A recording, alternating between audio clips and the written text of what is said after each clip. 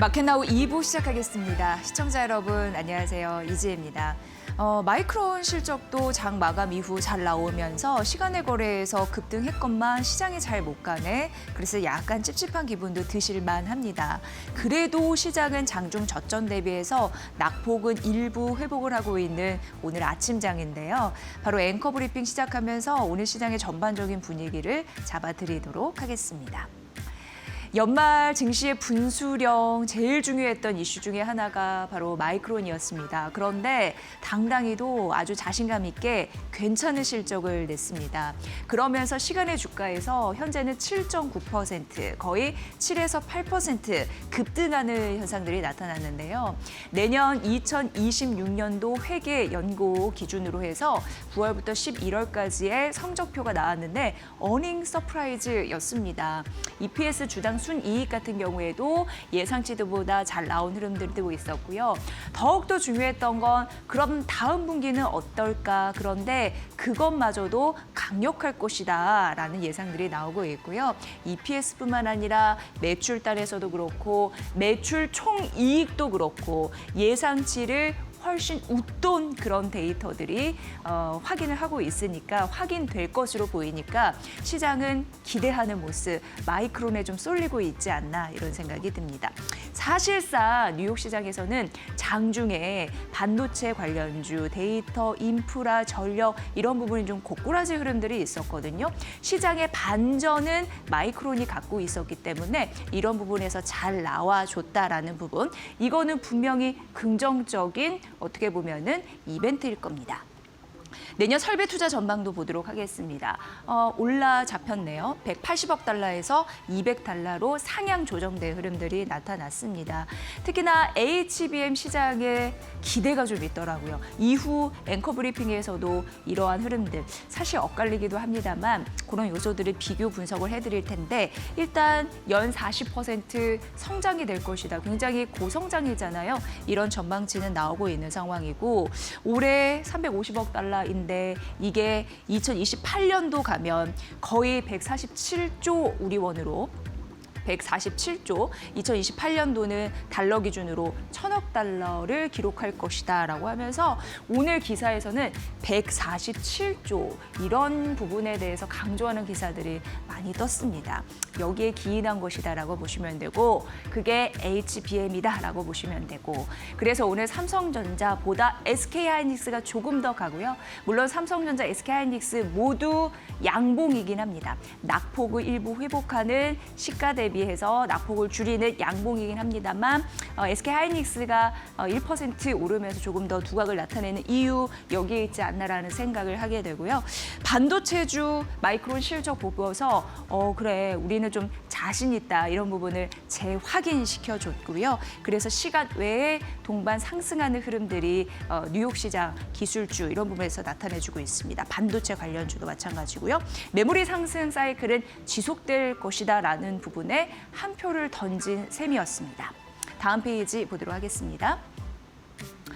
그런데 이제 시장이 약간 찝찝해하는 구석은 바로 여기 있습니다. 마이크론 같은 경우에는 뉴욕 시장 장 마감 이후에 실적 발표 나와서 그 재료 들고 우리 시장이 출발하기 때문에 중요한 요소였고 하지만 오늘 시장 전반적으로 낙폭은 줄이고 있지만 뜨뜻미지근한 반응을 보이는 이유가 바로 역시나 늘 그랬듯 이러한 요소가 아닐까. AI 자본에 대해서 지출은 많고 이 수익성이 지속 가능할까에 대한 의문을 품고 있다라는 거 이게 한편으로 또 작용한 게 아닌가 싶습니다. 장 중에 오라클이 좀 빠졌거든요. 그리고 종가 기준으로 해서는 5.4% 빠졌습니다. 그런데 오라클이 불러온 이슈가 오픈 AI 리스크를 촉발시켰습니다. 그러면서 오픈 AI에 촉발된 리스크가 데이터 센터, 원자력, 전력망 관련주를 떨어뜨리게 했으니 이러한 구조, 이런 부분에서 우리 시장도 그렇듯이 약간 찝찝함을 느끼는 것 같고요. 일단 오라클의 오픈 AI 전용 데이터 센터 투자 이런 이슈가 있었는데 100억 달러 유치에 차질이 생겼습니다. 이쪽에 이제 기업이죠. 블루아울 캐피털 이게 협력 파트너사였는데 안 하겠다라고 하면서 이탈을 했거든요. 더 이상 뭐 협력이고 뭐 투자는 안 하겠다 이러면서 나갔는데 역시나 우리가 오라클을 우려 깊게 봤던 이슈 때문입니다. 부채가 빚이 너무 많이 증가하고 있고요. AI 인프라에 대한 지출도 급증을 하면서 협상이 이제 결렬됐다 이런 보도가 나왔는데 결국 이 문제입니다. 우리가 돈을 빌려주게 되면 우리는 나중에 받을 것인가에 대한 의문을 지금 지속적으로 갖고 있다는 거죠. 지금 오라클 부채가 1년 사이에 거의 35% 늘었고요. 신용부도 수업이라고 해서 CDS, 이거 굉장히 리스크 있는 그런 지표인데 나라나 기업이 파산, 부도가 날 것 같으면 돈 못 빌려주겠는데 이제 리스크가 확 높아질 때 그런 부분으로 좀 많이 활용이 됩니다. 근데 그 스프레이드가 급등했다라는 사실, 그리고 그거는 2009년 이후에 최고 수준이라는 데에서 오라클 이 빚내서 뭔가 하려는 것을 굉장히 경계심으로 시장을 바라보고 있다. 하나의 큰 방증이다. 이렇게 보시면 될 것 같고요. 모건 스탠리 역시 이 부채에 대한 굉장히 리스크를 경고하고 나섰습니다. 2028년 부채가 2,900억 달러 정도 될 거라고 하니까 어마어마한 규모고요. 임대차 계약 같은 경우에도 3개월 만에 2.5배 급증한 흐름들이 나타났습니다. 오라클 같은 경우에는 큰 문제 없습니다. 어쨌든 이게 계약 진행 과정이기 때문에 여러 가지 변수는 있습니다라고 해명은 하지만, 그리고 블랙스톤과 협상을 진행한다고 얘기는 했지만 아직까지 도장 찍기 전이기 때문에, 그리고 협상 결렬 소식도 있기 때문에 시장은 굉장히 의문을 갖고 있다, 반신반의하고 있다라는 부분이고요. 오픈 AI가 이렇게 되면은 지금 오라클이 오픈 AI 리스크를 물고 왔다라는 제목을 썼지만 데이터 센터 굉장히 그 방대한 부분에 투자가 필요한 게 바로 오픈 AI입니다. 컴퓨팅 지원 같은 것도 필요한데 데이터 센터를 건설하는 데 대한 차질, 프로젝트에 차질이 생긴다면 지금 피 터지게 다양한 기업과 뭐라고 할까요? 지금 리스크 전쟁을 하고 있는 와중에서 특히 이제 구글 이런 부분에서 여기에서 벗어나게 되면 완전 영구 탈락될 수 있다라는 가능성, 이런 부분을 항상 빅테크 기업들은 갖고 있기 때문에 이런 부분에 이제 몸서리 친다라는 겁니다. 어쨌든 이런 관련 이슈 때문에 뉴욕 시장에서는 데이터 센터, 원자력, 전력망 관련주가 줄줄이 떨어졌다라는 점 말씀드리면서 이게 시장 조정의 또 빌미로 작용을 할 수 있음을 말씀드리겠습니다. 오늘 또 우리 시장에서 LG 엔솔 이제 많이 급락하잖아요. 그 이슈에 대해서 해외 증권사도 그렇고 국내 증권사도 그렇고 의견을 좀 밝혀놔서 그 부분을 좀 전해드리겠습니다. 포드 이슈입니다. 일방적으로 계약을 해지했다 말은 나오면서 이 규모가 굉장히 이례적이면서도 역대급이다 이런 얘기 나오는데, 어쨌든 LG 엔솔 입장에서는 굉장히 불편한 감이 없지 않습니다. 포드가 LG 엔솔과 공급 계약 이런 게 있었었는데 전기차 배터리 어차피 보면 이제 장기적으로 공급한다 이런 부분인데 그걸 이제 안 하겠다라고 해지를 했습니다. 9조 6천억 원 규모이니까 거의 10조 원 가까운 규모인데 이게 굉장히 이례적이라고 하고, 이 금액만 봤을 때 폴란드 공장 연간 생산량의 약 30%라 하니까 어떻게 보면 LG 엔솔 입장에서는 무시할 수 없는 규모 되겠습니다. 근데 이제 포드 입장에서는 최근 머니코드에서 SK온과 포드의 이혼 소식, 그러면서 ESSI는 누가 키울까에 대한 콘텐츠를 좀 전해드린 바가 있는데 SK온과 합작 관계도 정리한 그런 상황이잖아요. 그래서 포드 같은 경우에는 뭔가 될 만한 걸 부사 일생으로 해야 되는 그런 상황입니다. 그렇기 때문에 하이브리드나 내연기관 그런 부분을 비중 확대하기 위해서 안 되는 건 접겠다, 과감히 포기하겠다, 이런 선택이다라는 이제 분석이 나오더라고요. 그러면서 이제 문제는 배터리 캐즘 이거 지금 하나 둘씩 접는 거 봐서 장기화되는 거 아니야? 이런 우려감 좀 생기는 거고, 결국 LG 엔솔 자체적으로 봤을 때 단기적으로 주가가 변동성이 있을 가능성이 굉장히 농후해졌다라고 시티그룹에서는 얘기를 하고 있습니다. 시티증권에서는 얘기하고 있습니다.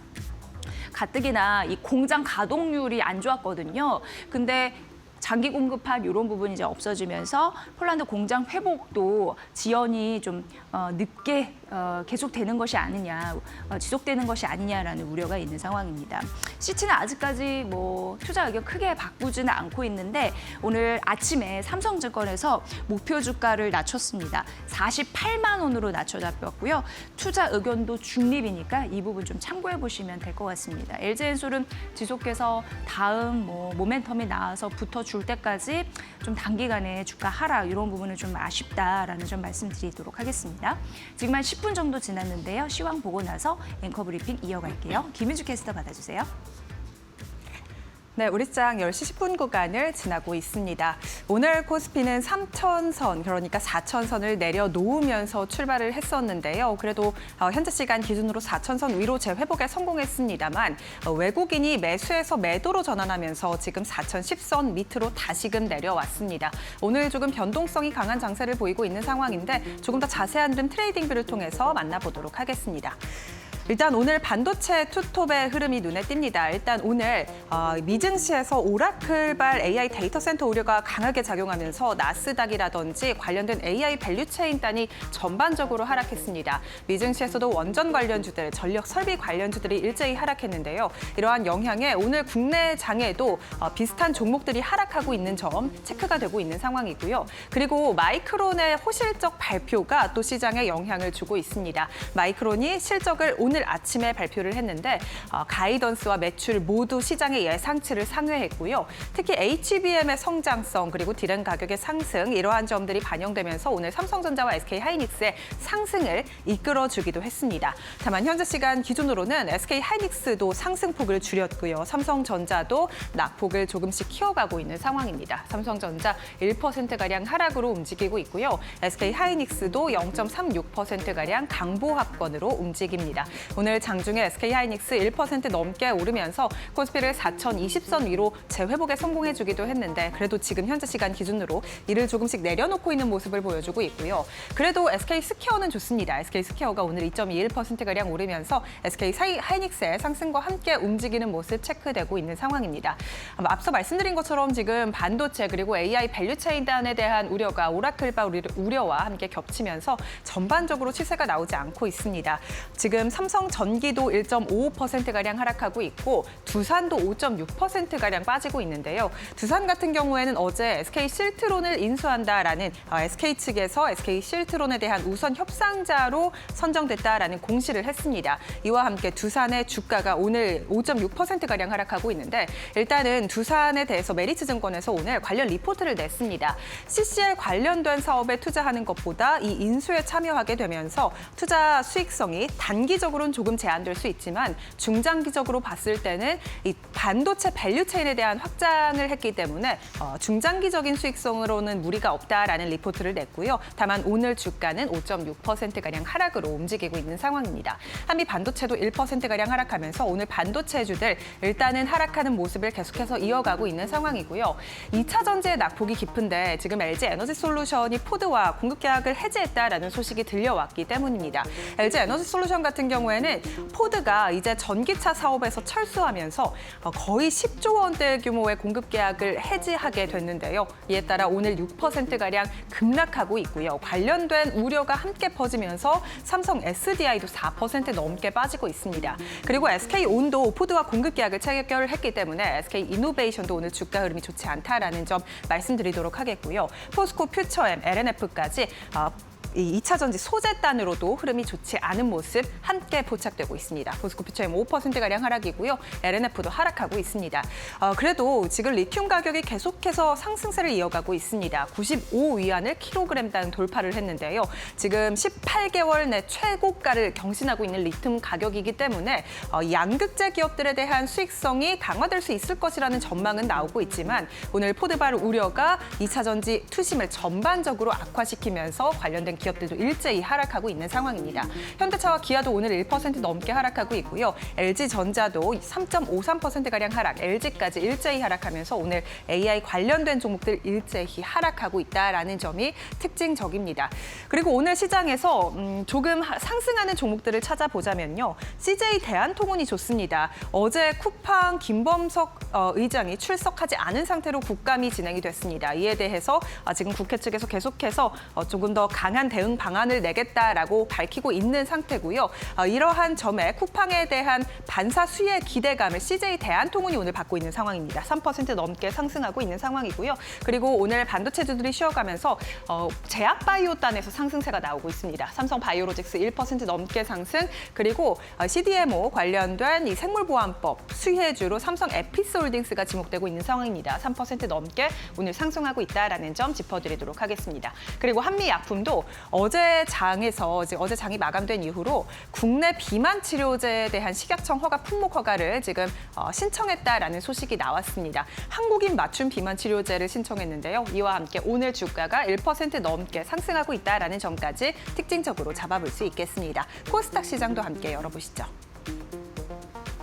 오늘 코스닥 시장도 시장 분위기는 전반적으로 비슷합니다. 지금 코스닥 같은 경우에는 장 초반에 900선을 잠깐 내려놓기도 했는데 그래도 현재 시간 기준으로는 900선 위로 올라오긴 했지만요. 종목별로 봤을 때 빠지는 종목이 압도적으로 많습니다. 지금 보시는 것처럼 빨간불을 켜면서 하락하는 종목들이 압도적으로 많은 상황이고 그래도 상승하는 종목 테마를 조금 찾아보자면요. 오늘도 스페이스 X 관련 테마가 좋습니다. HBM 같은 종목들 두 자릿수 급등세 연출하고 있고 스피어 같은 종목들도 여전히 좋은데요. 스페이스 X 상장 추진 보도가 이번 주에 나오면서 관련주들 이번 주에 계속해서 좋은 흐름 보이고 있다라는 점, 오늘도 이 열기가 뜨겁다라는 점 특징적으로 잡아볼 수 있겠고요. 그리고 오늘 상장한 기업이 있습니다. 이 제약바이오 안에서 오늘 상장한 기업도 지금 따따블을 기록했으니까 관련된 기업도 살펴보시면 좋을 것 같습니다.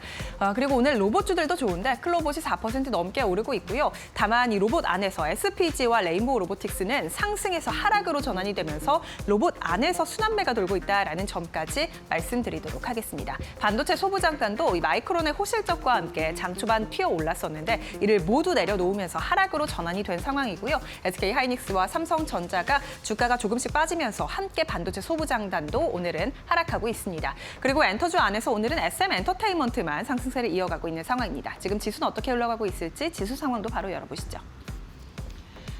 지금 코스피, 코스닥 시장 일제히 하락하는 가운데 코스피가 4천선을 지금 계속해서 지지받고는 있지만 약간 위험한 상황입니다. 1.39%가량 하락하면서 4천선 지나가고 있는데요. 오늘 장 초반에 3,999포인트로 출발을 했습니다. 그래도 외국인의 매수세가 들어오면서 4,020선까지 회복에 성공했었는데 외인이 지금 매수에서 매도로 전환이 되면서 4천선까지 다시 내려온 상황이고요. 오늘 4천선을 유지하면서 마무리할 수 있을지 이 점을 관건으로 체크해 보셔야겠습니다. 코스닥 같은 경우는 900선 위로 올라왔지만 여전히 1%가량 하락하고 있는 상황입니다. 902포인트 지나가고 있습니다. 오늘 시장 상황 전반적으로 좋지 않은데요. 코스피 매매 동향도 함께 체크해 보시죠.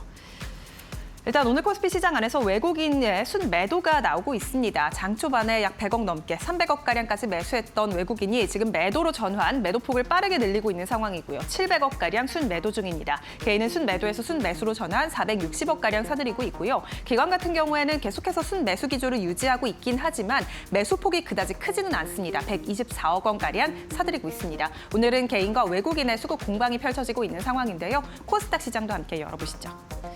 오늘 코스닥 시장도 똑같습니다. 외국인의 순매도가 펼쳐지고 있는데 488억가량 팔고 있고요. 오늘 외국인이 4거래일 연속으로 양시장을 팔고 있다는 점을 특징적으로 잡아볼 수 있겠습니다. 개인과 기관은 순매수하지만 기관의 순매수가 크지는 않은 상황입니다. 코스피 시장과 마찬가지로 코스닥 시장도 약 100억가량 사들이면서 소폭 사들이고 있다는 점, 매수폭을 키우지는 않고 있다는 점을 확인해 볼 수 있겠고요. 개인은 그래도 매수폭을 확대하면서 현재 시간 코스닥 479억 원가량 사들이고 있습니다. 지금까지 시장 상황 열어봤습니다. 아직까지는 삼성전자, SK하이닉스가 시가 대비 낙폭을 줄이는 양봉의 흐름을 하고 있는데요. 마이크론 실적 잘 나왔는데 시장 참여자들은 어디에 초점을 맞추면서 투자를 하고 있는지 이게 궁금하실 것 같습니다. 하나하나 풀어보도록 할게요. 오늘 아침에 KB증권에서는 삼성전자 목표 주가 16만 원 유지한다라고 하면서 더욱더 자신감을 얻은 듯 삼성전자 내년 영업이익에 대한 긍정적인 포인트를 언급을 했습니다. 일단 내년 영업이익은 100조 원 가시권에 들어왔다라고 얘기를 했고요. 이렇게 되면은 130% 1년 새에 성장한 그런 수치가 됩니다. 두 가지로 나눠서 설명을 드릴 것 같은데요. 일단 삼성전자는 최대 D램 생산 능력을 갖고 있기 때문에 D램 쪽 그리고 HBM 쪽에 대해 거는 그런 희망 이런 부분을 좀 나눠보도록 하겠습니다. 4분기 서버 D램 같은 경우에 가격이 60% 인상이 됐죠. 역대 최고 인상률을 기록을 했습니다. 내년 1분기도 공급 부족에 시달릴 가능성이 있는데요. 그러니까 이 삼성전자에게는 유리하겠죠. 큰 폭의 가격 인상이 예상된다라는 흐름이고 HBM 쪽으로 봤을 때 ASIC 업체들 HBM3E 주문이 늘고 있다라고 하는데 가격이 20%에서 30% 올라갈 가능성을 언급을 했습니다. HBM4도 이제 잘 되면 출하량이 늘 것으로 보이는데요. 내년 상반기 가격 부분에 있어서도 40%, 50% 정도 할증 예상이 된다. 이렇게 되어 있습니다. 그러면서 내년 HBM 매출단에서 긍정적인 포인트를 얻을 수 있다는 가능성인데 이게 놀라운 수치가 1년 새 3배 급증될 것이다라는 예상이 있는 상황이고요. 점유율이 올해 16%에서 내년 35%로 2배 이상 뜰 거고 ASIC 업체들 대표적으로 구글 있겠고요. 아마존, 마이크로소프트 있는데 HBM3E의 주문량을 많이 시킬 수 있잖아요. 네, 고객사들이 이런 부분을 많이 시키면 삼성전자에게는 이익입니다. 그리고 엔비디아 HBM4 같은 경우에도 공급망 진입 가능성이 높다라는 부분 얘기를 했는데요. 어쨌든 마이크론 실적 보고서 이런 흐름들이 더 가시화됐다라는 느낌 받으셨다면 투자 전략 한번 참고해 보시면 될 것 같고요. 다음 페이지 보면은 다만 우리가 시장에서 조정의 빌미가 되고 그리고 민감하고 예민하게 보는 포인트는 항상 알고 가야 됩니다. 그런 의미에서 골드만삭스의 의견을 첨가해서 말씀드리도록 하겠습니다. 골드만삭스는 시종일관 그런 생각을 하는 것 같습니다. 일단 이번 같은 경우에도 마이크론 실적 그래 놀라운데 한 가지 포인트 이런 부분은 우리가 좀 알고 가자라는 느낌이었습니다. 역시나 투자 의견은 중립이었고요. 목표 주가 $205, 투자 의견 중립 이런 부분에서 지금 목표과 비교를 해보셔야 될 것 같습니다. 일단 지금 마이크론 같은 경우는 시간의 거래에서 7.9 그리고 8%까지 오르기도 했었는데 그런 기준으로 봤을 때 그러면은 떨어질 일이 남았나? 이렇게 생각이 되는 거잖아요. 목표 주가가 $205면 이 부분 좀 보셔야 될 것 같고요. 여기서 이제 투자 리스크 쪽으로 이제 말씀을 드리는 건데요. 그 이유는 이렇게 두 가지를 얘기를 했습니다. 삼성전자, SK하이닉스가 포함되어 있습니다. 일단 삼성전자와 SK하이닉스의 HBM 시장 점유율 경쟁이 굉장히 중요하다. 마이크론에 그렇게 생각을 했고요. 또 중국 쪽도 좀 치고 올라오고 있습니다. 대표적으로 CXMT, D램 시장 점유율이 확대가 되면서 가격적인 영향에서 이거는 제한을 받을 수 있는 다운 리스크이다라고 설명을 한 겁니다. 그래서 이런 흐름으로 중립 의견 이런 부분은 좀 유지했다라는 점 보시고요. 다음 페이지에 보면 HBM 시장에 대한 성장성 긍정적일 거지만 왜 투자 포인트 이런 부분에서는 중립인지 이 부분도 중요하거든요. 함께 살펴보도록 하겠습니다. 역시 골드만삭스의 의견이라고 보시면 되고요. 한국 11월 D램 수출 같은 경우에는 괜찮습니다. 1년 새 거의 90% 가까운 성장을 기록을 했으니까요. 이유는 HBM 쪽 그리고 서버 D램 쪽 가격이 오르기 때문에 그런 부분을 좀 잘 받쳐줬습니다. 역시나 고객들 공급 부족 이런 부분에 좀 시달리죠. 그래서 내년 생산을 해야 되는데 뭔가 메모리가 부족하니까 보니까 계획에 자꾸 차질이 생기는 그런 사례도 벌써 발생을 하고 있습니다. 서버, PC, 모바일 전반적으로 재고가 부족하다라는 볼멘 소리가 나오고 있고 철저히 그렇기 때문에 삼성전자 입장에서 그러니까 메모리 반도체 입장, 뭐 마이크론도 그렇고 이번 실적 잘 나온 이유도 그렇고요. 이게 갑의 위치에 있다라는 거 다시 한번 좀 생각할 수 있는 여지가 있습니다. 그러면서 앞으로도 가격 상승은 이어질 것이다라는 거 이제 누구나 생각할 수 있는 거고요. 그런데 이 부분을 좀 잘 보실 게 이게 어떻게 보면은 저격 포인트가 될 수도 있거든요. SK 하이닉스를 중심으로 왜 HBM 쪽에서 가장 선두를 달리고 있는 게 SK 하이닉스 때문에 그를 중심으로 HBM 시장을 전망한 겁니다. 골드만삭스가요.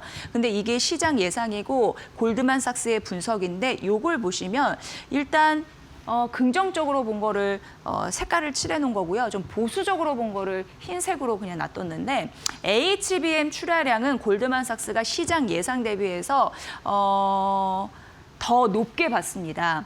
더 HBM 출하량이 높을 것으로 봤습니다. 그런데 HBM의 ASP 증가율, 그러니까 평균 판매 단가 증가율과 HBM 매출을 이상하게 시장 예상보다 훨씬 좀 보수적으로 골드만삭스가 보더라고요. 이걸 좀 보면은 시장 예상은 HBM ASP, 그러니까 평균 판매 단가 증가율을 5%라고 봤는데 플러스. 하지만 골드만삭스는 14% 이렇게 얘기를 했습니다. 근데 이제 문제는 매출단에서 매출이 좀 적어질 거라고 봤거든요. 그 이유가 HBM3E 12단 가격이 큰 폭으로 떨어질 가능성이 있기 때문에로 얘기를 했습니다.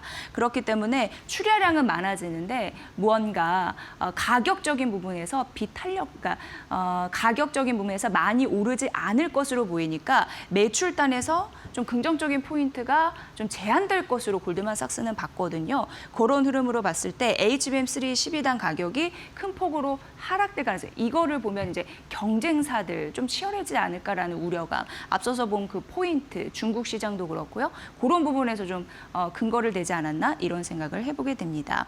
그래서 결론을 보시면 HBM 시장 같은 경우에는 중장기 성장 스토리는 유효하기는 한데 내년에 가격적인 부분이나 마진 부분은 둔화될 가능성이 있다고 봤습니다. 그런 의미, 그러니까 이런 포인트 조정의 빌미가 될 수도 있으니까 이런 거는 주의하라라는 의미로 골드만삭스의 의견을 전해드립니다. JP모건에서 엔비디아, 이제 브로드컴 얘기가 나오면서 엔비디아가 조금 더 좋을 가능성이 있다라는 의견을 내놨더라고요. 그래서 그걸 좀 살펴드리도록 하겠습니다. 일단 엔비디아는 떨어졌습니다. 왜냐하면 앞서서 말씀드린 대로 오픈 AI발 그리고 오라클 이슈 이런 부분으로 불확실성이 커졌기 때문인데요. 이유를 좀 들어보면 아마존 같은 경우에도 지금 오픈 AI에 투자를 하기 위해서 한 100억 달러 지금 논의를 하고 있다라는 부분이 있고 그리고 이제 문제는 아마존이 자체적으로 칩 이런 부분을 만들어서 사용하지 않을까라는 걸 논의하고 있다고 합니다.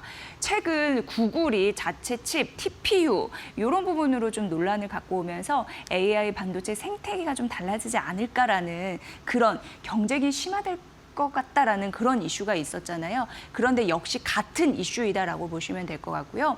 중국 GPU 제조업체의 상장 이슈 있고 여러 가지 뭐 급등 현상이 있으면서 중국이 미국에 의존하지 않고 자국 반도체 자립 이런 속도를 가속하지 않을까라는 우려가 있다라는 겁니다. 그래서 엔비디아 같은 경우에는 그런 이슈 때문에 불확실성이 좀 있으면서 3.81% 낮아지긴 했는데 사실 JP모건 같은 경우에는 AI 섹터에서 대안 찾기가 어렵다고 하면서 역시나 엔비디아가 한 축이 될 것이다라고 강력하게 얘기를 하더라고요. 그게 AI 투자의 핵심이라고 밝히는 거고 밸류 부담이 제한적이다라고 얘기를 했습니다. 그러면서 엔비디아를 믿은 이유는 어쨌든 맞춤형 반도체 섹터에서도 강력한 성장을 좀 인정하기는 합니다만 다수의 병목 현상이 발생하면서 사실상 엔비디아의 범용 그런 쪽이 더 부각받을 수 있다는 가능성을 언급을 했고요. 내년 하반기 루빈도 본격화될 그 타이밍을 좀 노려라라는 얘기를 했습니다. 클라우드 분야의 최고 투자 수익률을 전망한다라는 얘기를 했고요. 그래서 시장은 지금 엔비디아의 입지에 대해서 과소평가를 하고 있는 상황인데 장기 경쟁력은 역시나 우위에 있다라는 전망했으니까 이 부분 참고해 보시길 바라겠습니다. 한미약품 긍정적인 소식이 있더라고요. 앞서서도 저희가 시황에서 말씀드렸는데 한국인 맞춤 비만 치료제 관련해서 비만 신약이라고 얘기하는데 긍정적인 그 임상 3상에 대한 좋은 이슈가 있었고 그러면서 리스크 할인율을 수정했습니다. 제목도 그래서 돌아 결국 너에게로 이렇게 좀 정해봤고요. 목표 주가는 기존 40만 원에서 55만 원으로 상향됐는데 현대차증권의 리포트였습니다. 비만 그리고 지방 간염 이런 파이프라인에 대해서 임상 개발 관련한 마일스톤에 대한 성과 달성 그 이슈를 굉장히 긍정적으로 바라보면서 앞으로 비만 경쟁 시장에서도 라이선스 아웃이 가능한 가능성에 대해서 언급을 했습니다. 이게 가능하면 또 그런 기술료에 대한 수출 금액 이런 부분에 대해서 긍정적이기 때문인데요. 현대차 한미약품 목표 주가 상향 이유 잘 보시면 될 것 같고요. 자, 마지막으로 K 콘텐츠 한번 볼 필요가 있어서 언급을 해드리도록 하겠습니다.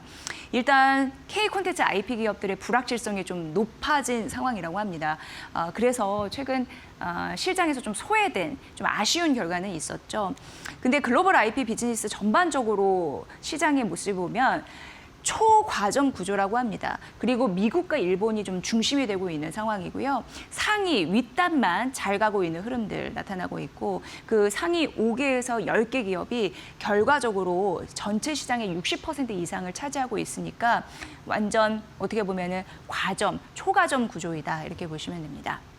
대표적으로 디즈니, 유니버셜, 소니, 닌텐도 여러분 다 아시는 그 기업들인데 올해 글로벌 IP 라이선싱 시장 같은 경우에도 상위 기업들이 거의 다 포진을 하고 있는 흐름들 데이터로 나와 있는 상황이고요. 그런데 최근 이제 MZ 소비층 이런 부분이 좀 다양해지고 있고 OTT, SNS 생태계가 확장되면서 먹을거리가 있다라는 얘기를 하더라고요. 결국 뭐를 봐야 되냐면 해외에 확장이 가능한 기업 그리고 IP가 두둑한지 그 부분 보셔야 되고 원소스 그 한 가지 소스로 여러 가지를 다 멀티 유저 해가지고 다 확장 가능한 그런 기업을 주목해라라고 했는데 다음 페이지 보면은 탑픽을 좀 가려놨습니다. 보시면 더 핑크퐁 컴퍼니가 주도주, 최선호주라고 얘기했습니다. 이 이유는 해외 매출 비중이 80% 이상이고 글로벌 파트너십 다수 확보했기 때문이라고 하는데요. 이 최선호주 더 핑크퐁 컴퍼니를 얘기한 이유에 대해서 살펴보시면 될 것 같고요. 나머지 기업들은 그 다음 순위니까 이런 부분도 눈여겨보시면 될 것 같습니다. 오늘 K 콘텐츠 주까지 살펴봤습니다. 네, 오늘 이데일리 오은 김태훈 파트너와 함께 오늘 시장 전반적으로 맥점을 좀 찾아드리도록 하겠습니다. 안녕하세요. 네, 안녕하세요. 네, 오늘 시장 어떻게 보십니까? 마이크론 실적 발표 잘 나왔는데도 불구하고 시장은 좀 주춤하는 느낌은 듭니다. 네, 지금 미국 시장에서 마이크론 실적은 장 끝난 다음에 나온 거고요. 장중에는 오라클의 이제 문제가 또 오라클이 급락하면서 전반적으로 이제 그 과도한 B2가 AI 투자 과잉론에 힘을 실어주고 있습니다. 그러다 보니 지금까지 시장은 하반기 시장에 견인했던 AI 관련된 종목들 중에서 차익 시장 매물이 많이 나오고 있죠. 하지만 지금 우리 시장도 지금 올해 시장보다 이제 내년 시장을 생각해야 됩니다. 그래서 초반에 1% 넘는 급락세를 나타냈다가 그 낙폭을 줄여가면서 점점 저점을 올려가는 종목들이 나오고 있죠. 대표적으로 아침에 개장 초에는 마이너스 났다가 순식간에 다시 플러스로 돌아섰다가 다시 또 마이너스 돌아선 로봇 관련주들은 어차피 이게 CES 2026을 앞에 두고 피지컬 AI에 대한 새로운 시각이나 또 이런 새로운 비전 이런 부분 때문에도 이 CES 2026에서 이 피지컬 AI 로봇주들이 어떻게 평가될 것인가에 대한 기대감 이런 것들이 있기 때문에 이런 종목들을 지금 이 로봇 관련주들 편입하지 않으면 내년도 수익률을 따라가기는 어렵습니다. 대표적으로 레인보우 로보틱스 같은 경우는 아침에 빨간불 켰지만 지금 현재 마이너스 파란색을 켜고 있는데요. 이건 말 그대로 싸게 살 수 있는 기회를 주고 있는 겁니다. 레인보우 로보틱스는 이 로봇주의 대장주라고 할 수가 있고요. 여기에 딸려서 로봇 부품주들이 이번에 사면이나 SBTech, 원희홀딩스, RS 오토메이션, 우린 PTS, 한라캐스트 등 이런 종목들이 나름대로 내년장에서 수익을 낼 수 있는 종목들입니다. 특히나 현대차 그룹이 오늘 인사 발표를 하면서 사장단을 새롭게 발표를 하고 있는데요. 이 보스턴 다이내믹스의 미국 IPO가 그 내년 초에 가능할 수 있다라는 말들이 나오고 있습니다. 이런 부분 때문에도 로봇 부품주에 관심이 많아지고 있는 거고요. 또 이 미국 증시 관련해서 스페이스X의 IPO 관련해서 우리나라 증시에서도 이 스페이스 S 자체에 투자를 했던 미래에셋 벤처 투자는 아주아이비가 강한 모습을 보이고 있고, 또 이런 우주 산업에 대해서 HVM이나 나라스페이스, 이노스페이스, 루미르 같은 종목들이 나름대로 수혜를 볼 것이다라는 말들이 나오고 있습니다. 그러면서 이런 종목들의 매수가 모이고 있고요. 또 우크라이나 재건주들은 이번 달 27일까지 트럼프가 이 러시아와 우크라이나 양쪽에 대해서 이 평화안을 받아들일지를 결정해 달라고 요구를 하고 있고, 특히나 우크라이나에 대해서는 영토 할양까지도 강요하고 있는 듯한 느낌을 받고 있습니다. 그렇기 때문에 이번에는 가부간의 이 우크라이나 러우 전쟁에 대한 종전이 어떤 식으로든 결과를 만들어낼 가능성이 크고, 그렇게 되면 우크라이나 재건주에 대한 관심이 많아질 겁니다. 특히 시장에서 지금 TYM이나 SG, SPP, SPG나 SPG 스틸텍 이런 쪽에서 또 매수세가 유입되고 있는 모습을 볼 수가 있고요. 대동이나 또 전진건설 로봇 같은 종목들도 봐둘 필요가 있습니다. 지금 시장에 충격을 준 AI 투자 과잉론 이런 것보다는 지금 현재 시장에서 갖고 있는 호재성 재료에 의해서 움직이고 있는 종목들 중에도 이 시장이 돌아가고 있습니다. 하지만 이 시장 투자자들은 전반적으로 내년 장세를 보고 있고요. 내년 장세에 실적을 낼 수 있는 종목들에 대해서 관심이 커지고 있습니다. 그런 호재성 재료를 갖고 있는 종목들을 지금 내 포트폴리오에 담아야 할 그런 시기입니다. 포트폴리오 구성이 굉장히 중요한데, 그럼 파트너님 오늘 관심 종목은 뭘 눈여겨보면 좋을까요? 네, CES 2026이 앞에 있는 재료이기 때문에 이 종목의 이런 이 이벤트에 한번 관심을 갖는 게 좋은데요. 특히 이 CES 2026에 양자 컴퓨팅과 또 양자 암호 보안에 대한 중요성이 대두될 가능성이 크고, 특히 우리나라 같은 경우는 양자 암호 보안 쪽에 경쟁력을 가진 상장사들이 꽤 있습니다. 대표적으로 ICTK라는 회사 같은 경우는 양자 암호 보안 칩을 개발을 해서 실제로 이걸 상용화하고 있고요. 또 이런 면에서 앞으로 실적을 많이 낼 종목이기도 합니다. 특히나 이제 가상자산에 대한 2차 입법이 이루어지고 있기 때문에 그런 부분에 수혜를 받을 거기 때문에 양자 암호 보안 칩을 갖고 있는 ICTK를 지금 포트에 담아야 할 시기입니다. 네, 양자 관련주 관심 있게 봐보겠습니다. 오늘 시장 설명 잘 들었습니다. 고맙습니다. 네, 고맙습니다. 네, 김태훈 파트너였습니다. 바로 돈이 되는 전략 기업 소개해드릴게요. 잠시만요.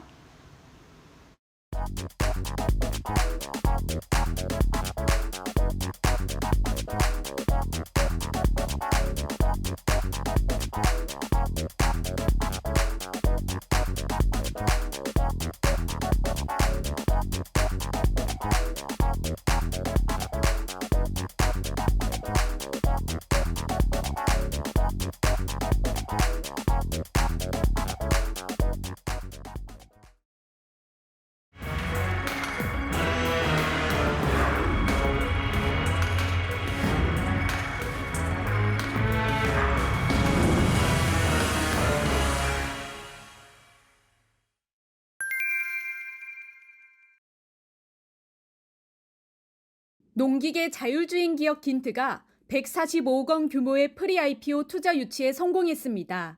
투자 유치가 마무리되면서 누적 투자금은 약 500억 원으로 늘었고 내년 상장 목표에도 한 발 더 다가섰습니다. 긴트의 핵심 경쟁력은 기존 트랙터 등 농기계에 바로 장착할 수 있는 자율주행 키트입니다. 장비를 별도로 개조하지 않아도 키트만 설치하면 무인주행이 가능해지는 기술입니다. 이번 투자에는 해외 시장 공략과 기술 개발에 협력할 전략적 투자자가 대거 참여했습니다. 인도네시아 투자사를 비롯해 에라지 넥스원, IBK 캐피탈, 호방그룹이 전략적 투자자로 나섰고 재무적 투자자로는 산업은행과 빌랑스 인베스트먼트가 이름을 올렸습니다. 농업도 중요한 사업으로 인지하시는 것 같고, 농업에 저희가 효율성과 농업의 인구 부족 같은 걸 해결할 수 있는 회사다 보니까 그런 거에 대해서 좀 투자를 좀 해주신 것 같습니다. 각 사들의 전략에 따라서 움직일 수 있는 SI 투자를 좀 받은 게 좀 저희가 봤을 때도 좀 다른 라운드별 차별점이 보이는 것 같습니다. 글로벌 농기계 시장은 연평균 4.86% 성장하며 2030년에는 약 1,806억 달러 규모로 확대될 전망입니다. 긴트는 이번 투자를 바탕으로 해외 시장 개척과 농업용 로보틱스 기술 개발에 속도를 낼 계획입니다. 자율주행 솔루션 외에도 AI 기반 작물 관리 프로그램, 방제 로봇, 전기 트랙터 등도 이미 실증 단계에 들어섰습니다. 또한 농업 인력 부족, 기후 변화와 같은 구조적 문제를 해결할 기술 제품도 순차적으로 출시할 예정입니다. 긴트는 지난해 KB증권을 대표 주관사로 선정하고 내년 상장을 목표로 준비 중입니다. 최근에는 도쿄증권거래소 스타트업 지원사업 수혜 기업으로 선정되며 일본 시장 공략에도 나서고 있습니다. 한국 시장에서의 코스닥 시장 성장을 좀 준비를 하고 있는 단계인데 저희가 아마 내년 1분기 정도에 한국으로 상장을 할지 일본으로 상장을 할지 좀 결정을 할 것 같습니다. 긴트의 글로벌 확장 전략을 결정지을 선택이 어디로 향할지 주목됩니다. 이데일리 TV 이지은입니다.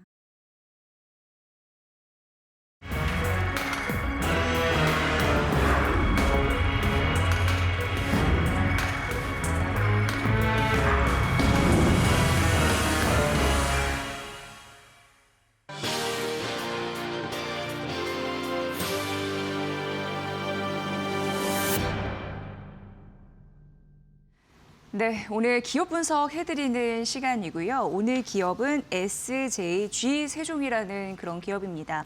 이재모 독립리서치 아리스 대표님 모셨습니다. 어서 오세요. 네, 안녕하세요. 네, 반갑습니다.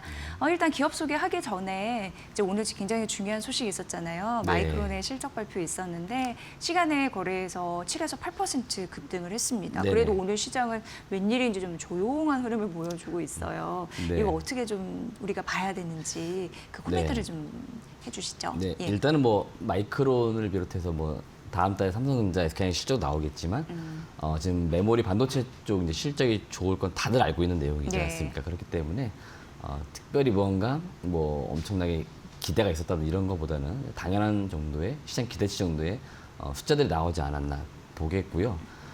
물론 마이크론 이제 주가 반응이 시간에서 좀 많이 나왔습니다. 그래서 우리나라 시장도 이제 삼성전자, SK 하이닉스 초반에 장 초반에 주가 반응이 좀 나왔었고, 뭐 우리는 엄청나게 많은 것들이 올라갈 기대를 하겠지만 우리나라 기업들이 뭐 당장 다음 달 한 10일 전후면 삼성전자가 아마 4분기 전년 실적 발표를 할 겁니다. 그러면 그때 좀 반응이 나올 가능성이 있기 때문에 오늘은 약간 어떻게 보면은 시장 기대보다는 좀 못 올라가는 그런 흐름들이 있는 것 같고요. 네. 결국 이 이야기들은 삼성전자, SK 하이닉스 각각의 기업들의 숫자를 한 번씩 더 확인하고 매수하겠다. 막 이런 이제 심리가 좀 깔려 있는 것 같고요. 그리고 올해 삼성전자, 하이닉스가 주가 공이 많이 올라와 있는 상태입니다. 여기서 추가로 더 가기 위해서는 오늘 마이크론이 시장에 가이던스를 제시한 것처럼 동일한 어떤 시각으로 앞으로 뭐 HBM이든 또 D램이든 이런 쪽에서 계속적인 호황이 있을 거다. 이런 이야기들을 강하게 해주는 게 중요할 것 같고요. 외국인들 이제 수급이 상당히 중요할 것 같은데 개인적으로 삼성전자는 늘 그렇지만 외국인이 비중을 담을 때 한 50, 56%대까지 비중을 실습니다. 삼성전자 비중을. 근데 지금 한 52, 3%대 담고 있기 때문에 네네. 여전히 외국인들 입장에서도 삼성전자를 담을 룸은 남아있다. 그렇게 놓고 보면은 외국인 입장에서는 앞서 말씀드린 것처럼 다음 달 삼성전자 잠정 실적 이런 것들을 좀 확인하고서 좀 꾸준히 매수가 좀 들어오지 않을까 이걸 기대해 보면 될 것 같습니다. 네, 그 포인트가 좀 궁금했습니다. 예, 잘 설명해 주셨고요. 그럼 바로 기업 분석 들어가 보도록 하겠습니다. 오늘 어떤 기업을 소개해 주실지 일단 사명을 들었을 때는 좀 낯설게는 느껴져요. 예. 네, 그럴 수밖에 없는 네. 기업인데 사실 과거에는 세종공업이라고 하는 전통적인 자동차 부품 기업이라고 보시면 될 것 같아요. 동사 같은 경우에도 약간 이미지 뭐 쇄신이라든지 이런 것들 때문에 사명을 이제 변경을 얼마 전에 했던 거고요. 그래서 예. SJG 세종이라고 지금 사명을 변경을 해서 지금 계속 거래가 되고 있고요. 2002년도 코스피에 상장을 했던 기업이고 자동차의 그 우리 머플러라고 많이 하죠. 머플러. 예, 이거 국내 시장 점유율 놓고 보면 한 57% 이상 가지고 있는 아주 독보적인 1위 기업이라고 보시면 되겠고, 신규 사업으로 뭐 수소차나 수소연료 전지, 그다음에 전동화, 그러니까 자율주행 부품이 되겠죠. 이런 쪽도 신규 사업으로 꾸준히 하는 뭐 전통적인 자동차 부품 업체다라고 보시면 될 것 같습니다. 네, 그러니까 자동차 부품 일단 기업이다. 주요 사업은 어떻게 구성이 되어 있어요? 사업 내용이요. 예. 일단은 앞서 말씀드린 것처럼 뭐 예. 머플러라든지 또는 이제 유해가스를 제거하는 이제 네. 배기계 시스템 이런 게 이제 메인 제품이라고 보시면 될 것 같고요. 전장 부품이나 소차 이런 쪽은 각각의 자회사들이 영역의 사업인데요. 전체 매출 어떤 포션 놓고 볼 때는 앞서 말씀드렸던 배기 시스템이 거의 압도적으로 많습니다. 여기서 대부분의 매출과 영업이익이 사실은 나오고 있고요. 현대 기아차의 1차 벤더격이기 때문에 네. 상당히 뭐 공고한 어떤 협력적 관계를 통해서 결국 현대차가 잘 팔리면, 기아가 잘 팔리면은 동사도 실제 잘 나오는 그런 어떤 밸류체인의 구조를 갖고 있다라고 보시면 될 것 같습니다. 네, 저기 기존 사업과 신규 사업 안에 뉴테크라고 되어 있는데 네네. 그런 부분도 되게 궁금해지거든요. 네. 예, 일단 그러면은 신규 사업으로 전략적으로 하는 거는 뭐가 있을지 궁금한데. 예. 네. 일단 수소 연료 전지 보면은 이제 핵심 부품들이 들어가는데 그중에 이제 금속 분리판이라는 게 있습니다. 네. 주요 고객사 역시 현대차 쪽이라고 보시면 될 것 같고, 과거에는 이 현대차의 그 수소 연료 전지의 대부분의 금속 분리판을 현대제철이 이제 독점 공고를 했습니다. 예. 동사가 이제 이원화해가지고 사실은 들어간 거고요. 지금은 비중 포지션이 바뀌었어요. SJ 세종이 SJG EV라는 자회사를 통해 가지고 네. 더 많은 금속 분리판을 납품을 합니다. 그래서 현대차나 현대 모비스 쪽에서 연료전지를 많이 만든다. 그러면 동사에 그 금속 분리판도 많이 들어간다고 보시면 되겠고요. 소차 부품, 소 센서 이런 것들을 만들고 있습니다. 그래서 그런 것들 역시나 소차 지금 올해 출시가 된 넥소 2 모델이죠. 이 네. 모델에 지금 납품을 하고 있습니다. 물론 넥소 1 때도 납품을 했고요. 그래서 최근에 이 넥소 차량도 잘 팔리고 있거든요. 그러니까 이런 쪽도 매출이 조금씩 올라오는 모습이 있습니다. 뭐 시장에서는 엄청나게 더 많이 팔리게 기대하지만 아직은 시장이 서서히 열리고 있기 때문에 많은 매출이 뭐 늘어나는 게 아니라서 눈에 띄지는 않지만 그래도 이런 신규 사업들 꾸준히 지금 오랜 기간 해왔었고, 그러다 보니까 사실 동사가 주가가 제일 강했던 시기가 20년, 21년 요때입니다. 요때는 이제 전전 정부죠. 여기에서 수소와 관련된 정책들이 많이 나왔었고, 이럴 때 오일텀도 좀 받았었다라고 보시면 될 것 같습니다. 지금 현대차 그룹에서 뭔가 잘 되면 낙수 효과를 자연적으로 네. 받을 수 있다라는 그런 말씀해 주셨는데 수소연료전지 섹터잖아요. 근데 네. 사실 이런 산업에 대한 좀 뭐랄까요 긍정적인 전망이 있어야지 또 잘 네. 될 수 있는 거라서 네. 그 가치를 좀 판단해 본다면 네. 어떤 우리가 고리를 물고 들어가면 될까요? 수소는 네. 아주 폭넓게는 이제 재생에너지 섹터로 볼 수 있겠죠. 그래서 지금 나와 있는 숫자 전망치는 대부분 다 좋게 나올 건데 저는 이렇게 많이 표현을 해드려요.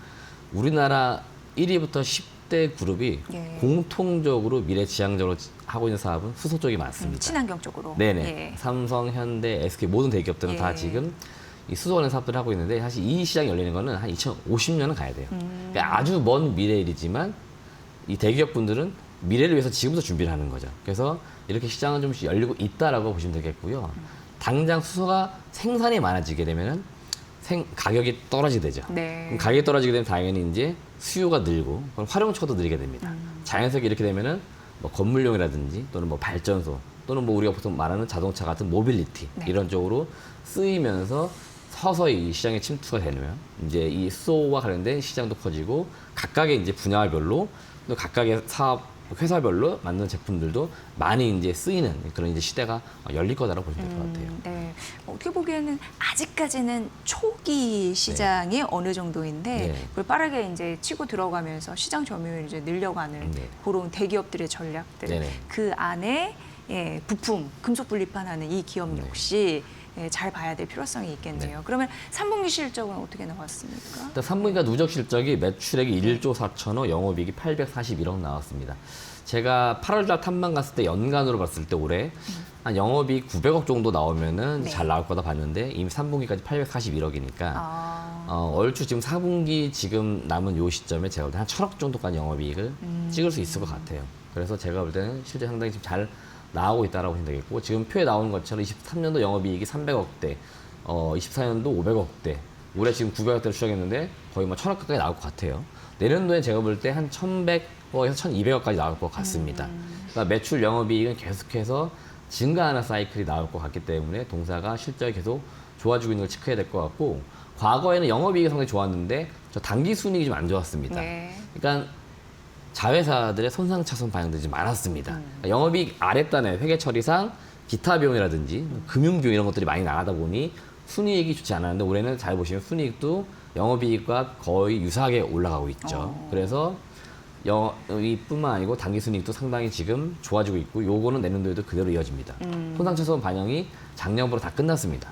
그렇기 때문에 올해 당기순이익이 엄청나게 좋아지고 있다고 보시면 될 것 같아요. 네, 그러니까 수익성 같은 부분을 긍정적으로 바라봐 주시는 거네요. 네. 그러면은 내년 실적에 대한 긍정적인 전망 또한 어느 포인트에서 잡을 수가 있을까요? 일단 최근에 그 차량 시장에서 나오는 단어들 중에 하이브리드 차가 하이브리드. 많이 등장을 합니다. 예. 며칠 전에도 미국 쪽의 자동차 업체가 이제 전기차 쪽은 약간 좀 줄이고 하이브리드 차로 좀 전환한다 이런 이야기를 합니다. 그래서 이제 믹스 뭐 네네네. 이런 얘기도 많이 나오잖아요. 네, 그렇게 표현을 차량. 하는 거죠. 예. 예. 그러니까 내연기관에서 바로 전기차 넘어가려고 했는데 네. 이게 잘 안 되고 있는 거죠. 예. 그러니까 주 중간에 하이브리드 차가 있는 거죠. 그래서 동사도 사실은 배기 시스템이 내연기관 차에 들어가지만 하이브리드 차에도 들어가요. 그리고 하이브리드 차 들어갈 때는 오히려 부품이 하나 더 붙다 보니까 예. 소위 말하는 마진이 좀 더 올라간 제품을 팔게 되는 거예요. 더 쉽게 설명드리면은 국내 차 기준으로 소렌토 차가 있고 소렌토 하이브리드 차가 있습니다. 요 하이브리드 차가 더 비싸잖아요. 네. 요게 들어가는 부품도 비쌉니다. 아. 그러니까 동사가 한 개를 팔더라도 매출이 더 큰 거, 이익 마진이 더 큰 거를 팔다 보니까 네네. 실제 계속 올라가고 있다고 보시면 되겠고, 그래서 이 배기의 시스템이 하이브리드 차 중심으로 들어가고 있는 점들을 우리가 역시나 내년도에 봐야 되는 게 가장 핵심 포인트 같고요. 수소차나 뭐 전동화 사업 이런 것들도 성장성이 있기 때문에 그런 쪽도 계속해서 보시면 될 것 같고, 특히 전동화 사업은 아센텍이라고 자회사가 있어요. 예. 이 회사도 지금 매출 영업이익이 계속 올라오고 있습니다. 이 회사는 지금 IPO 상장 준비를 하고 있거든요. 시장에서 지금 평가받는 게 한 2,000원, 한 800억까지, 3,000억까지 지금 보고 있습니다. 동사가 지분 86% 가지고 있어요. 아, 그래요? 그러니까 지분 가치가 분명히 자회사 상장할 때 나올 것 같아요. 예. 그렇기 때문에 전체적으로 기존에 하던 하이브리드 차 쪽에 배기어 시스템이나 이런 거 잘 되고 있고, 신규 사업 쪽도 지금 잘 성장한다 이렇게 보시면 됩니다. 네, 그 이쪽 하이브리드 차량 부품 판매의 역대 최대 실적을 기록한 거죠. 네네, 맞습니다. 그러면서 그 가치 이런 부분을 좀 부여받았다라는 네네. 부분이네요. 그럼 이제 시장 점유율 부분 같은 경우에 아까 86%. 배기 시스템 같은 네, 경우는 네, 한 네. 57%대. 아, 그래요? 예, 근데 어. 지금 2위 업체가 타 외국계 네, 회사로 인수가 네. 됐고 네. 사업을 좀 줄이는 것 같아요. 예. 자연스럽게 고객사로부터 물량을 더 내년부터 받을 것 같습니다. 이미 해외 쪽 법인은 물량을 좀 받은 것 같아요. 그래요? 자연스럽게 점유율도 올라갈 것 같습니다. 예. 자, 그러면 또 요즘에 주주분들은 우리가 얼마 정도 배당이나 뭐 환원을 받을 수 있을지 이런 거 신경 쓰시거든요. 그런 부분에서 메리트가 있을까요? 동사가 이제 네. 올해 단기 순이익이 많아졌잖아요. 그래서 그만큼 이제 배당 많이 할 것 같고, 지금 시장 추정치는 한 주당 360원 정도 예상하는 것 같아요. 예. 대략 계산해 보면은 시가 배당 수익률은 한 3.5에서 한 4%대, 예. 많게는 4.4까지 나오는 것 같아요. 왜냐면 자기가 매수 언제 했냐에 따라서 그쵸, 그쵸. 예, 주당이 다르기 네네네. 때문에 아마 배당 수익률은 평균 한 3에서 4%대 나오니까 상당히 고 배당 요소 매력도 있을 것 같고, 최근에 연기금도 꾸준히 담고 있거든요. 연기금이 이제 중장기 투자도 하지만 배당을 중시하지 않습니까? 예. 그래서 아마 그런 배당금에 대한 기대치를 또 가지고 있는 것 같아요. 그러다 보니까 주주 환원 정책도 하나의 모멘텀이 좀 되고 있다라고 말씀드리고 싶습니다. 네. 자, 그리고 마지막으로 이 기업에 대한 투자 포인트 쭉 정리해 주시면서 들어보도록 하겠습니다. 결국 실적과 밸류에이션을 말씀드려야 될 것 같은데, 동사가 제가 보고서 처음 썼을 때 PER이 2배였습니다. 네. 최근에 주가가 엄청 올라왔거든요. 예. 그래서 2.5배입니다. 근데 동종 업종 평균 PER 따져보면 한 5배, 많게는 8배까지 받고 있어요. 근데 동사가 지금 2.5배니까 사실은 지금보다 주가는 2배 이상 가도 사실 이상하지 않을 것 같고, 뭐 3, 4배 가도 사실 이상하지 않고요.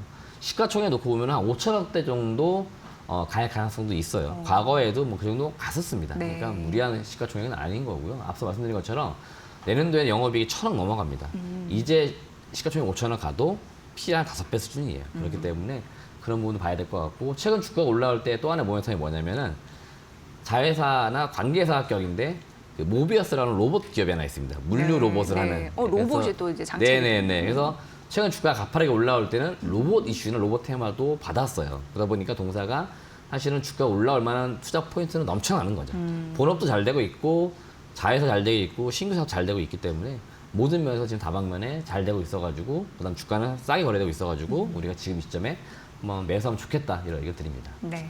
현대차 그룹의 밸류체인으로서 실적 이런 부분에서 긍정적으로 봐주셨던 하이브리드 차량 이런 분에 대한 긍정적인 모멘텀 보유하고 있는 SJG 세종에 대해서 말씀해 주셨으니까 이 부분 잘 참고해 보시기 바라겠습니다. 오늘 기업 분석 이재모 독립리서치 아리스 대표와 함께 나눠봤습니다. 대표님 잘 들었습니다. 네, 고맙습니다.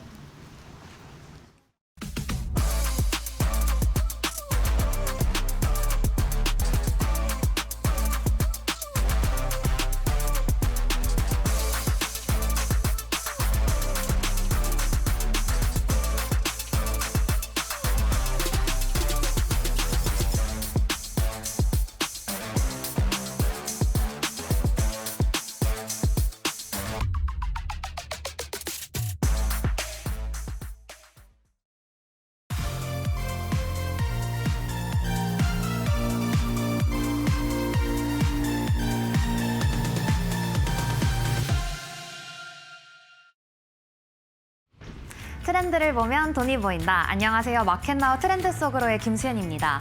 오늘의 트렌드 바로 두바이 쫀득쿠키입니다. 지난해 여름이었죠. 시장을 달궜던 두바이 초콜릿이 다시 가을부터 스멀스멀 등장하더니 이번엔 두바이 쫀득쿠키로 재탄생해서 품절 대란을 일으키고 있습니다. 기존의 초콜릿과는 다르게 이제는 쫀득한 모찌나 마시멜로 등을 얹은 쿠키 형태로 진화하며 MZ세대의 입맛은 물론 SNS까지 장악을 했는데요. 지난 12일 배달의 민족에 따르면 최근 30일 동안 두바이 쫀득쿠키가 인기 검색어 상위 10위권에 이름을 올린 날만 27일에 달한다고 합니다. 지난 10월과 비교하면 검색량이 무려 10배 이상 급증한 건데요. 왜 이렇게 유행이 됐나 하고 찾아보니까 바로 다름 아닌 아이브의 장원영이었습니다. 평소 두바이 초코 애호가로 알려진 장원영이 지난 가을 자신의 SNS 스토리에 두바이 쫀득쿠키를 소개한 건데요. 이후 장원영이 방문했던 신세계백화점 강남점 내의 한 디저트 전문점은 성지로 떠오르며 줄 서는 인파가 끊이지 않고 있다고 합니다. 이 열기에 편의점 업계도 가만히 있지 않았겠죠. CU는 지난 10월 15일 두바이 쫀득볼을 출시하며 가심비 디저트 시장에 불을 지폈고요. 또 CU 관계자에 따르면 출시 이후 2달 동안 두바이 관련 키워드가 검색 1위를 유지했다고 합니다. 또 사고 싶어도 CU의 자체 앱에서 한정 수량으로 풀리는 제품을 구매 예약해야 되는데요. 근데 심지어 물량이 수요를 따라가지 못해 품절 사태도 반복되고 있다고 합니다. 이처럼 품절 사태가 이어지자 유튜브나 SNS에는 그럴 바에는 내가 직접 만들지 이러면서 두쫑쿠를 만들고 먹방하는 영상이 조회수가 몇백만 회가 나오고 있습니다. 근데 이 두쫀쿠 가격대가 만만치 않습니다. 일반 개인 카페에서 판매하는 이 쿠키는 개당 7,000원에서 8,000원 선임에도 불구하고 하루 수백 개씩 팔리고요. 또 심지어 주문량이 급증해 하루 1인 1개까지 제한하고 있다고 합니다. 그리고 또 여기서 뇌절인 점이요. 두쫀쿠에 이어 이제는 두바이 버터바, 두바이 마카롱, 두바이 머핀, 심지어 두바이 김밥까지 나왔습니다. 마시멜로와 초콜릿 반죽을 김처럼 감싼 뒤에 속에 피스타리오 스프레드와 카다이프를 넣은 디저트라고 하는데요. 이 기세면 두바이 마라탕까지 나올 것 같습니다. 아니, 이미 있을지도 모르겠는데요. 아무튼 오늘 두쫀쿠 관련주는 앞서 시장의 트렌드를 빠르게 따라가는 CU를 운영하는 BGF 리테일입니다. CU는 최신 먹거리 트렌드를 빠르게 따라가며 소비자들에게 맞춤형 제품을 선보이고 있습니다. 이번에 두바이 쫀득볼도 그 연장선에 있는 제품인데요.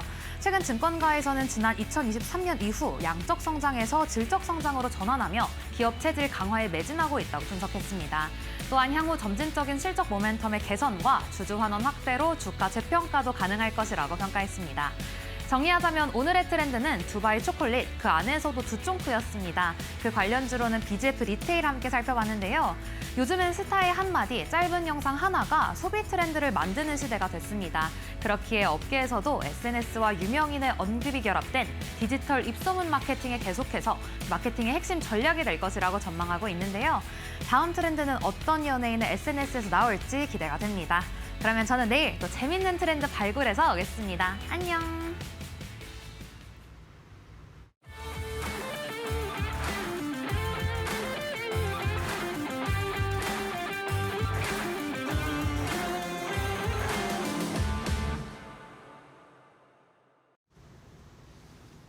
안녕하세요. 마켓마블 신일섭입니다.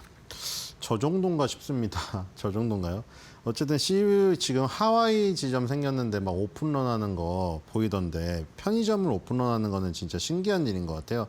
근데 생각해보면은 하와이에 살던 사람이 한국 편의점이 생겼다고 해서 거기 떡볶이랑 막 치킨 팔면은 신기할 것 같긴 해요.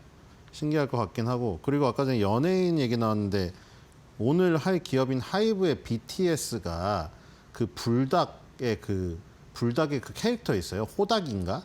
걔랑 이제 콜라보 해가지고 그 저기 배지 같은 거 만들어가지고 막 콘서트 끝나고 굿즈 같은 거 팔고 이랬거든요. 뭐 그래서 그것도 이제 삼양식품의 삼양라면의 어떤 돌풍에 일조를 하지 않았나 이런 생각이 들고, 그 치폴레도 이제 우리나라에 그 입점이 확정됐잖아요, 지금. 그래서 지금 그때 정국이가 막 치콜레 하면서 폴레를 콜레로 잘못 말했는데 그 치폴레 공식 계정에서 치콜레로 하루를 바꿔서 샤라웃을 하기도 했거든요. 왜냐면 너무 자기네 걸 너무 맛있다고 하니까. 그게 전조였나요? 어쨌든 지금 입점이 확정됐다고 하니까 뭐 내년도에는 아마 치폴레를 우리나라에서 경험해 볼 수 있을 것 같습니다. 자, 그래서 오늘 치콜레라고 말했던 정국 씨가 소속돼 있는 하이브의 BTS. 오늘 하이브 주가가 좋아요. 자, 지금 그래서 예전에는 그 하이브가 빅 엔터테인먼트였잖아요. 빅히트 엔터테인먼트. 빅히트 엔터테인먼트 소속 가수라고 하면은 사실 방탄소년단 거의 1인 체제였는데 지금은 이제 하이브가 워낙에 지금 커졌죠. 요즘에 뭐 뉴진스랑 뭐 그런 문제들도 여러 가지 있었는데 어쨌든 빨리 복귀를 했으면 좋겠고, 뭐 아일릿도 있고 뭐 세븐틴도 있고 굉장히 커졌습니다. 어느덧 이렇게 됐는지.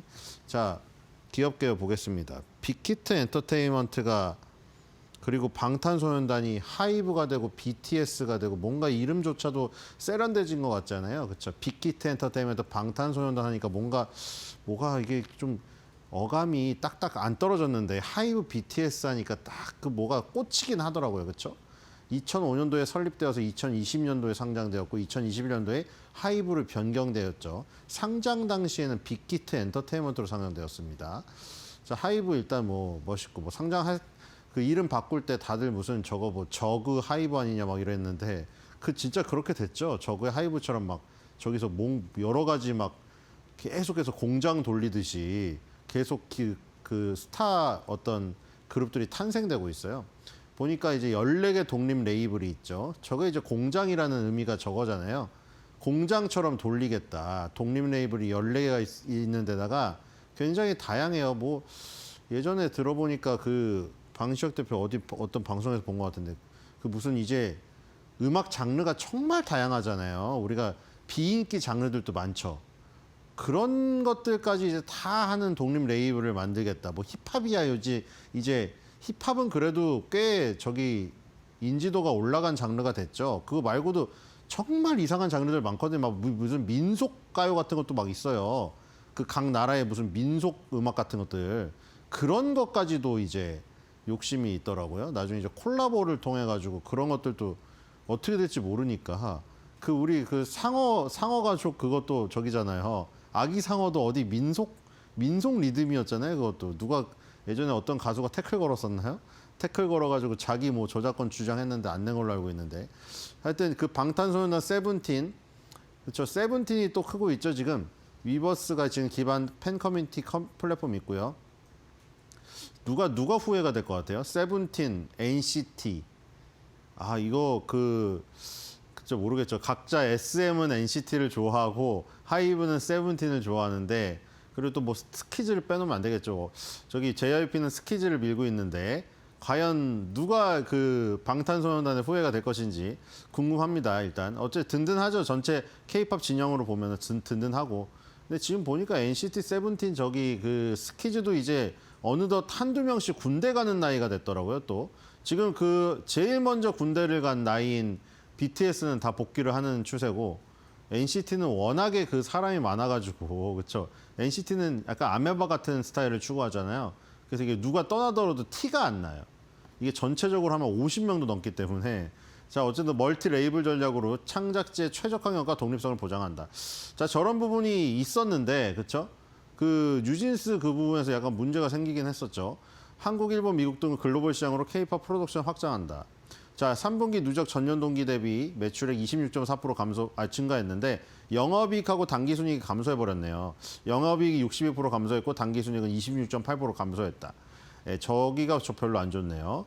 자, 그리고 일본과 미국에서 K-팝을 선보이면서 그리고 멀티레이블. 그러니까 멀티레이블이 많이 나오죠. 멀티레이블 저게 이제 하이브의 어떤 핵심이잖아요.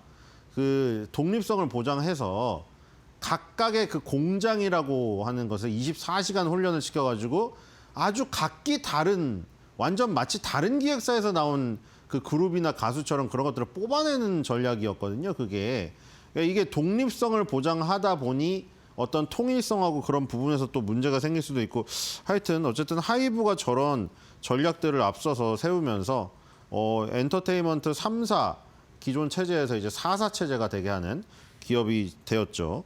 BTS가 결정적인 역할을 했습니다. 자, 뉴스를 보겠습니다. 뉴스가 지금 뭐 K-팝 콘서트 저 얘기 나왔는데 저거는 뭐 진짜인지는 모르겠는데요. 지금 한국 정부가 적극적으로 검토하는데 중국 정부가 먼저 의사를 타진했다. 그게 이제 그 경주에서 열렸던 에이펙 정상회의 때 그 후속 그 뭐 정책으로 이렇게 이어진다고 하고 있는데 정말인가요? 하여튼 전 중국을 그동안 아시잖아요. 다 믿을 수가 없다는 게 항상 그래왔기 때문에 저런 것들도 무슨 도대체 꿍꿍이가 있는지 저게 먼저 진짜 타진한 건지도 모르겠어요, 사실은. 그렇죠? 미국과 중국과의 관계 그 사이에서 우리나라의 어떤 그 입장 그런 걸 본다면은 물론 뭐 저런 걸 하면은 좋겠지만 어쨌든 저게 이제 일회성으로 끝나느냐 그 다음이냐가 문제죠. 우리가 지금 게임주도 굉장히 어렵잖아요. 지금 주가지수 4천 가도 게임주 갖고 계신 분들 진짜 답답하죠, 지금. NC소프트, 크래프톤 이런 거 보세요, 주가. 그 지금 무슨 SPC 삼립 빙그레를 걱정할 때가 아니에요. 그런 분들의 그런 주주분들은. 그러니까 지금 게임주가 못 가는 것도 다 그 중국에서 그거 판호 계속 안 내줘가지고 막 고생시키고 있는 거 아니에요. 그러니까 지금 그런 것들을 믿을 수가 없단 말이죠. 지금 면세점도 지금 그 저것 때문에 뭐 우리나라가 막았다고 하지만 그 아모레퍼시픽, LG생활광원도 결국 중국발 그 부분이 없어져 갖고 지금 주가가 저러고 있는 거죠. 그래서 지금 엔터주만 중국이 터질 것이라는 것도 또 그렇고요. 그리고 지금 그 저기도 있잖아요. 대만과 그 관계에서 그 부분이 예를 들어 지금 진영을 넓혀보면 에스파에는 또 중국 멤버가 있어요. 그래서 그런 부분에서 또 걸리는 그런 부분도 있고요. 어쨌든 K-팝 진영에서 여러 가지 문제들이 많이 있습니다. 그래서 K-팝 콘서트 추진하는 부분이 오늘 상승의 어떤 요소가 얼마나 되었을지는 모르겠습니다. 자, 커뮤니티 가볼게요. 일단은 그 가장 중요한 거는 BTS의 컴백 아니겠습니까? 자, BTS is back. 마지막에 사실 그 슈가 씨가 좀 그 저기가 항상 있긴 했는데, 그렇죠? 전동 킥보드 그 문제가 있긴 했는데 어쨌든 공익가 그 저기 요원 이름이 바뀌었죠. 저기 대체 복무를 하시다가 그런 일이 있었는데 어쨌든 내년도에 이제 스케줄들이 나오기 시작합니다. BTS는 이제 복귀했다고 하면 이제 월드 투어하고 이제 스타디움이잖아요. 무조건 공연 자체가 뭐 일본의 돔은 넘어섰고 그 아레나나 이런 정도가 아니라 이제 스타디움급은 5만에서 7만, 10만까지도 가죠. 웸블리 스타디움 가면은. 그래서 그 저렇게 그 기획력이라던가 그 관중 동원력 이런 것에서 압도적이기 때문에 기대가 크죠. 자, 어제 팔았는데 LI, 뭐 팔았는데 바로 오르는 경우가 워낙 수도 없이 많죠. 자, 고맙다 BTS. 자, 와 이걸 줄먹해야 하나 말아야 되나. 이게 그래서 지금 고민인 거죠. 왜냐면 12월 달 한 달 내내 옆으로 기고 있는데 한 달의 흐름을 보면은 매일매일 흐름을 보면은 위로 올라갔다 내려갔다 계속 윗꼬리를 달기 때문에 저런 저기 마음가짐이 생길 수밖에 없는 거예요. 줄 때 먹어야 되나 말아야 되나 이걸.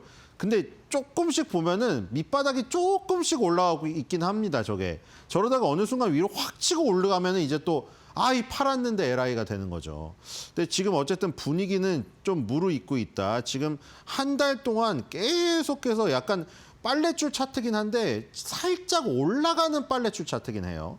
자, 그래서 좀 기대를 해볼 만하고 과연 내년도에 BTS가 이제 뭐 나이가 조금 먹었지만 더욱더 원숙한 그런 기량을 보여주면서 다시 한번 아미들의 어떤 그 관객 동원력과 그 수익 창출력을 얼마나 끌어낼지 기대를 해보겠습니다. 자, BTS가 주도하고 있는 하이브를 봤고요. 자, 오늘 더 뜨거운 종목이죠. 코스닥의 미래에셋 벤처 투자 보겠습니다. 자, 뭐 박현주 회장님의 어떤 그 보는 해안을 믿으신 분들은 저기에 대신 투자를 지금 하실 텐데 우리가 지금 엔젤 투자를 하고 싶어도 사실 저런 투자 회사들만큼 돈을 개인 투자들이 갖고 기회를 갖지 못하잖아요. 그래서 간접적으로 투자를 할 수가 있게 되었죠. 미래에셋 벤처 투자가 상장되어서 2019년에 코스닥에 상장되었잖아요. 그래서 32개 비상장 종속회사가 있습니다. 자, 그리고 미래에셋 그룹 계열의 벤처 캐피탈 회사죠. 우리 지금 그 뭐 블루아웃 캐피탈이라고 뭐 새벽에 많이 나왔잖아요. 지금 그 오라클 투자 저기 중단했다고. 그런 것처럼 이제 얘네도 이제 벤처 캐피탈인데 벤처 회사에 대부분 돈을 투자해주는 회사죠. 그래서 지금 뭐 벤처 기업 투자, 해외 투자, PF 운용, M&A, 스펙 설립, 운용 다 합니다. 그러니까 이 이른바 이제 신데렐라가 될 수 있는, 아직은 막 신데렐라인지 모르는데, 그쵸? 막 거뭇거뭇하고 막 옷도 막 지저분하고 막 이렇게 있는데 얘가 신데렐라가 될 것만 같은데 조금만 밀어주면 되겠다. 이런 기업들 발굴해서 투자하는 업체잖아요. 씨앗 뿌려주는 업체. 자, 그래서 지금 3분기 누적은 매출액 3.7% 감소, 영업이익 39.3% 감소, 당기순이익 28.8% 감소. 실적은 별로 좋지가 않네요. 그렇죠? 그리고 VC 부분에서 벤처 캐피탈에서 고유계정 평가이익은 증가했는데 조합 관련 관리부서 성과보수 감소했고, PE 부분도 관리보수가 주로 실적이 하락했음. 관리보수가 감소한 부분이 실적 하락으로 이어졌다고 지금 나와 있는 것 같은데요. 그렇죠? 미래에셋 AI 프론티어 투자조합이 또 2024년에 설립되어가지고 AI 분야 투자를 또 지금 하고 있네요. 그렇죠? 역시 AI 씬이 지금 뜨겁다 보니까 AI 투자조합을 또 새로 만들었습니다. 자, 커뮤니티 보겠습니다. 이슈 보겠습니다. 오늘 왜 지금 급등을 하는가? 지금 거의 지금 상 가나요, 지금? 지금 22.72%예요. 자, 지금 보니까 22년에서 23년도에 스페이스 X에 투자를 했어요. 그래서 2억 7,800만 달러를 투자했거든요. 근데 지금 계속 스페이스 X IPO 얘기가 나오고 있잖아요. 앨런 머스크가 테슬라보다 스페이스 X에 대한 언급량을 늘리면서 실제로 보도에도 스페이스 X가 많이 등장하고 있어요. 그래서 IPO를 한 해 만에 얘기가 나오고 있는데, 내년도에 오픈 AI도 얘기가 나오고 있거든요. 진짜 미국의 대여급들이 지금, 그렇죠, 오픈 AI랑 스페이스 X가 만약에 상장을 하게 된다면은 진짜 엄청난 시가총액으로 상장할 것 같은데, 자, 일단 한양증권 연구원이 그래서 핵심 투자 포인트가 지금 그 아까 벤처 캐피탈로 씨앗을 뿌린다고 했잖아요. 이제 결실을 맺는 기업들이 몇 개 다가오는데, 세미파이브랑 몰로코가 있고 스페이스 X까지 지금 있거든요. 세미파이브는 지금 29일 상장이라 바로 눈앞에 와 있어요. 그게 AI 반도체 설계 플랫폼 기업이거든요. 아마 AI 씬의 그 투자조합 설립해서 2024년에 그게 투자조합이 설립되고 나서 AI 반도체 설계 플랫폼 기업 저 세미파이브에 투자를 했는데 지금 아주 빠른 시일 내에 지금 상장이 임박한 것 같습니다. 상장한다면 300억 원의 수익이 발생될 것으로 전망이 된다고 하네요. 자, 이제 스페이스 X는 이제 미국 기업, 저거는 단위가 훨씬 더 클 가능성이 있겠죠. 그래서 지금 세미파이브의 상장은 올해가 가기 전에 아마 AI 반도체 설계 플랫폼 기업으로서 약간 뭐 맛보기식으로 지금 나올 것 같고, 스페이스 X가 활용 정점을 찍을 것 같습니다. 그래서 오늘 저 부분이 갑자기 불거지면서 거의 상한가에 육박하는 상승이 나오고요. 지금 역사적 신고가를 갔습니다. 자, 커뮤니티 가보겠습니다. 커뮤니티도 분위기가 좋겠죠. 역사적 신고가에다가 지금 상한가 가까이 갔으니까요. 자, 저분은 수익률이 진짜 어마어마합니다. 어떻게 저 가격에 샀을까요? 한 주당 1,000원이거든요, 지금. 한 주당 1,000원에 갖고 계셨는데 한 주당 가격이 지금 13,200원, 지금은 450원까지 올랐는데요. 수익률이 무려 1220%입니다. 물론 15주를 갖고 있기 때문에 금액은 18만 3천 원밖에 되지 않지만 저 수익률은 진짜 경악할 만한 수익률입니다. 1000%의 수익률을 어쨌든 갖고 계셨다. 저걸 갖고 있었던 것도 대단합니다. 금액이 작아서 잘 버틸 수 있었다. 그럴 수도 있지만 금액이 작고 크고는 어떤 사람이 보느냐에 따라 틀리잖아요. 어떤 사람에게는 저 돈도 클 수가 있는 거죠. 어쨌든 간에 오래 갖고 계셨다가 지금 장초에 미리 지정가로 파신 것 같고요. 자, 또 상철화가 이제 등장하기 시작합니다. 상철화를 많이 부르죠. 오늘 전국의 상철화님들 게시판에서 자기 이름을 부르는 줄 알고 깜짝깜짝 놀라실 텐데, 상한가를 가라는 바람이죠. 상철화, 상철화. 자, 간다 뿅 간다 안 털렸지롱. 자, 그래서 이분은 안 털리신 분. 요즘에 또 동양고속, 천일고속 난리던데 오늘은 좀 안 가나요? 그거 막 누가 그거를 오래 버티나 그거 내기하고 있던데 정말 보기만 해도 아찔하더라고요. 자, 근데 이 정도도 아찔하니까 그렇죠. 미래에셋 벤처투자 정도도 아찔한데 그 동양고속, 천일고속 진짜 그냥 차트를 보고 있는 사람으로서도 아찔한데 그거를 쥐고 있는 사람은 어떨까요? 진짜 간이 정말 어마어마하게 크시다는 생각이 들고 간다 뿅 간다 안 털렸지롱 털리지 않아서 축하드립니다. 자, 그리고 상한가 타고 있는 내가 믿겨지지 않습니다. 처음입니다라고 올렸는데 정말 처음이신지 모르겠는데 이게 처음이라면 기분이 얼마나 좋을까요? 그렇죠? 만약에 이런 종목을 내가 발굴해서 딱 투자를 했는데 거의 상한가를 지금 먹고 있는 상태에다가 역사적 신고가잖아요. 얼마가 됐든 수익률이 일단은 뭐 수익금이 최종적으로 중요하겠지만 수익률도 저렇게 기록해보는 게 굉장히 경험이죠.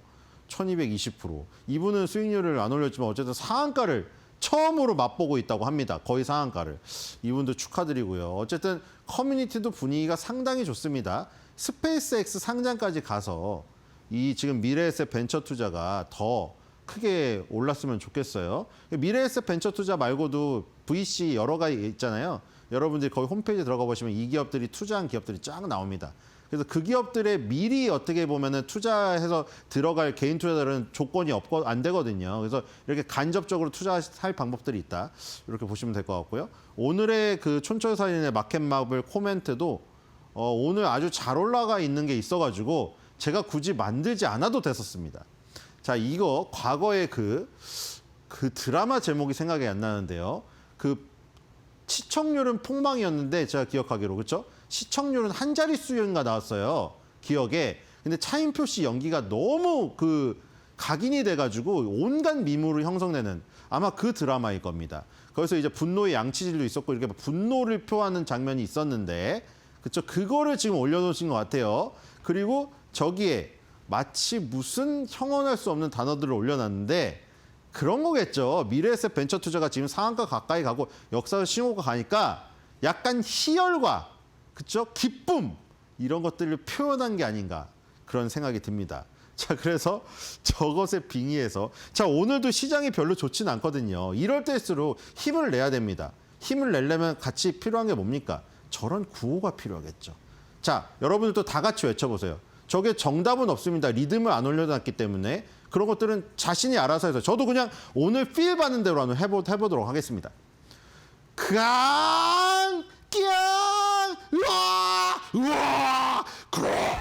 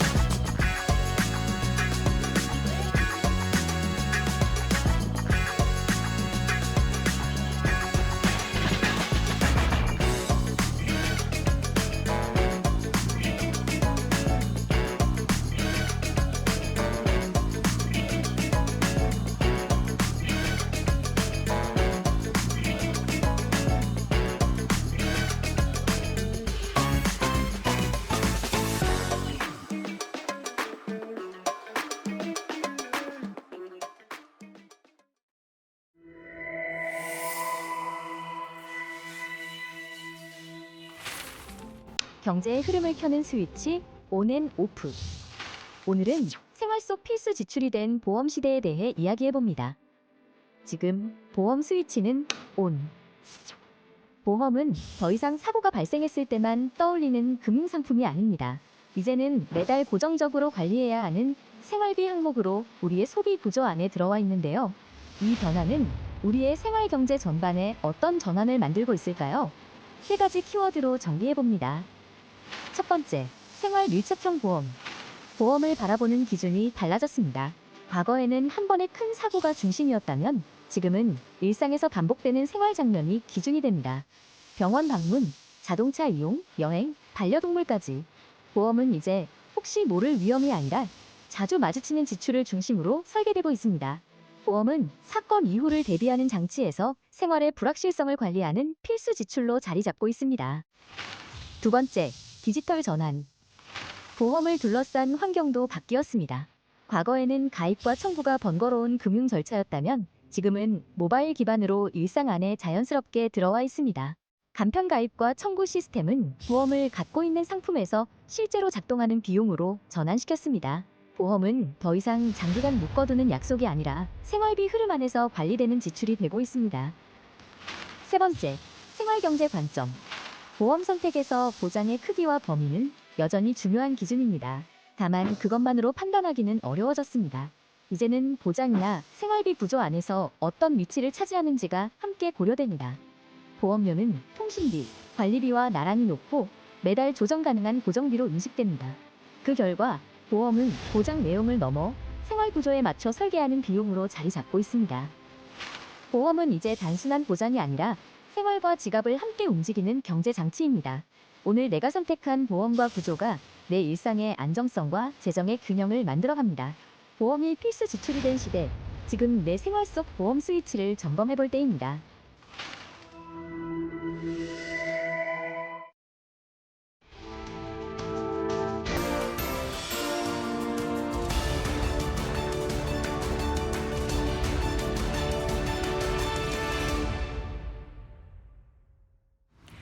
코스피가 미국발 오라클 우려에 4천선을 내려놓으면서 출발했는데요.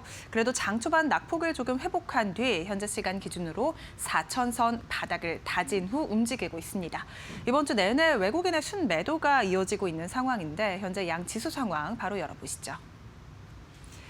오늘 코스피, 코스닥은 일제히 하락하고 있습니다. 코스피는 1% 넘게 하락하면서 4,013선 지나가고 있는데요. 오늘 장중 4,000선이 깨지면서 3,980선까지 저점을 낮췄습니다. 그래도 반등에 성공했습니다. 코스피 같은 경우에는 10시를 기점으로 4,000선을 다지는 데 성공했고 현재 시간 기준으로 4,010선 재회복에도 성공했습니다. 4,014포인트 지나가고 있고요. 코스닥 같은 경우도 그래도 900선을 내려놓기도 했었는데 조금 이 낙폭을 회복하고 있긴 합니다. 0.51%가량 하락, 906선 지나가고 있습니다. 오늘 코스피 200, 0.81%가량 하락하고 있는데 반도체 주들은 나쁘지 않지만 오늘은 2차 전지주들의 하락이 눈에 띈다라는 점 짚어드리도록 하겠습니다. 이 포드의 LG 에너지 솔루션 공급 계약 해지 소식이 2차 전지주들의 투심을 악화시키고 있고요. 오늘 코스피 200 안에서도 이 점이 눈에 띈다라는 점까지 말씀드리도록 하겠습니다. 일단 매매 동향도 함께 열어보시죠. 오늘 외국인이 코스피 시장을 팔고 있습니다. 지금 4거래일 연속 이번 주 내내 외국인의 순매도가 이어지고 있는데요. 오늘 순매수에서 순매도로 전환된 이후 매도폭을 키워가고 있고 현재 시간 기준으로도 1,030억가량 강하게 팔고 있습니다. 기관은 순매수에서 순매도로 전환이 됐습니다만 방향성을 탐색하는 듯한 움직임 가져가고 있습니다. 90억가량 소폭 순매도 중이고요. 매수폭 자체도 크지 않았던 만큼 계속해서 방향성을 탐색하고 있습니다. 개인은 800억가량 순매수 중입니다. 코스닥도 열어보시죠. 오늘 코스닥은 개인과 기관의 순매수가 나오고 있는데요. 개인은 500억가량 순매수, 기관은 80억가량 소폭 사들이고 있습니다. 일단 오늘 외국인이 코스닥 시장도 500억가량 팔면서 코스피, 코스닥 시장을 강하게 팔고 있다라는 점을 특징적으로 잡아볼 수 있겠습니다. 코스닥도 코스피와 마찬가지로 이번 주 내내 외국인의 순매도가 이어지고 있습니다.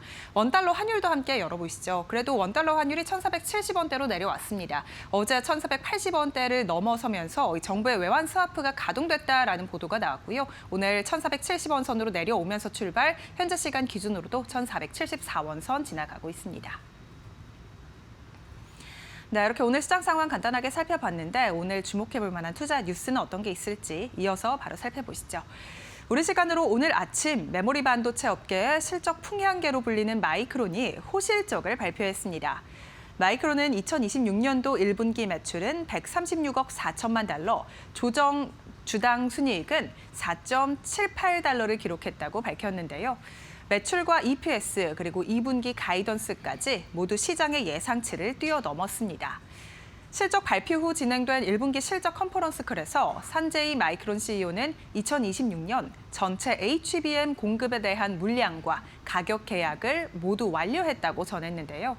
HBM 시장에 대한 전망까지 대폭 상향했습니다. 마이크론은 HBM 총 시장 규모가 2025년 약 350억 달러에서 2028년 약 1,000억 달러로 연평균 약 40%가량 성장할 것이라고 밝혔는데요. 이는 기존 예상보다 2년가량 빠른 속도입니다. 이 같은 전망에 오늘 SK하이닉스가 더 크게 오르고 있는데 SK하이닉스는 앞서 엔비디아에 사실상 HBM4를 공급 중이라는 소식도 나왔었죠. 오늘 주가 흐름 함께 체크해 보시죠. SK하이닉스 그래도 1% 넘는 상승 붙고 있습니다. 오늘 56만 원 선을 장중에 회복해주기도 했는데 현재 시간 기준으로 55만 6천 원 선 거래되고 있습니다. 삼성전자 주가는 약세입니다. 0.83%가량 소폭 하락 10만 7천 원 선 지나가고 있습니다. 그래도 10만 원 선은 여전히 유지되고 있다라는 점 긍정적입니다. 오늘 코스닥 시장에 상장한 유전자 치료제 기업 알지노믹스가 상장과 동시에 300% 오르며 소위 따따블을 기록했습니다. 알지노믹스는 RNA 편집 플랫폼을 기반으로 항암제와 희귀 난치성 질환 치료제를 개발 중인 기업인데요. 올해 5월 일라이릴리와 1조 9천억 원 규모의 기술 수출 계약을 체결하기도 했습니다.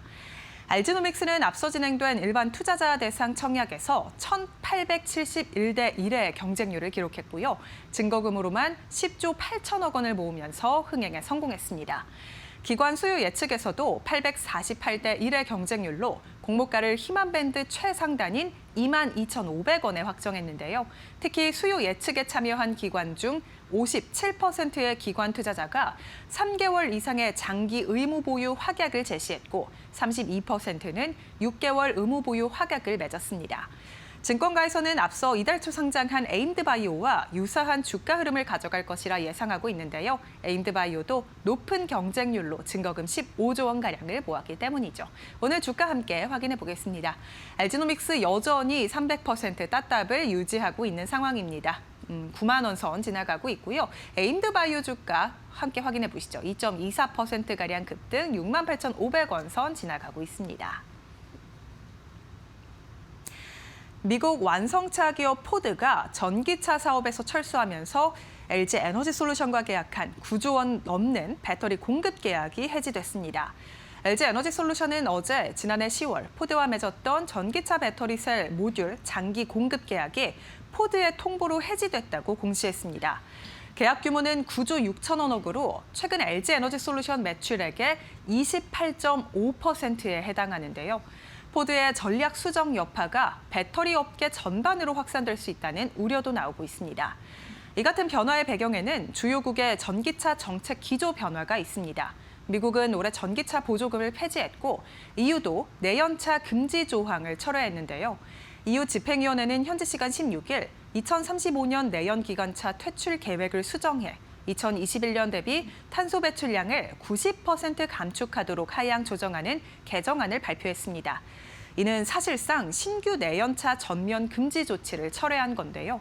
주요국들의 전기차 정책이 급변하면서 배터리 업계의 우려는 더욱더 커지고 있습니다. 오늘 LG 에너지 솔루션 주가 급락하고 있습니다. 포드와 배터리 공급 계약 해지 소식과 함께 6.86%가량 하락, 여전히 7%가량 급락세 이어가고 있고요. 38만 6,500원 선 지나가고 있습니다.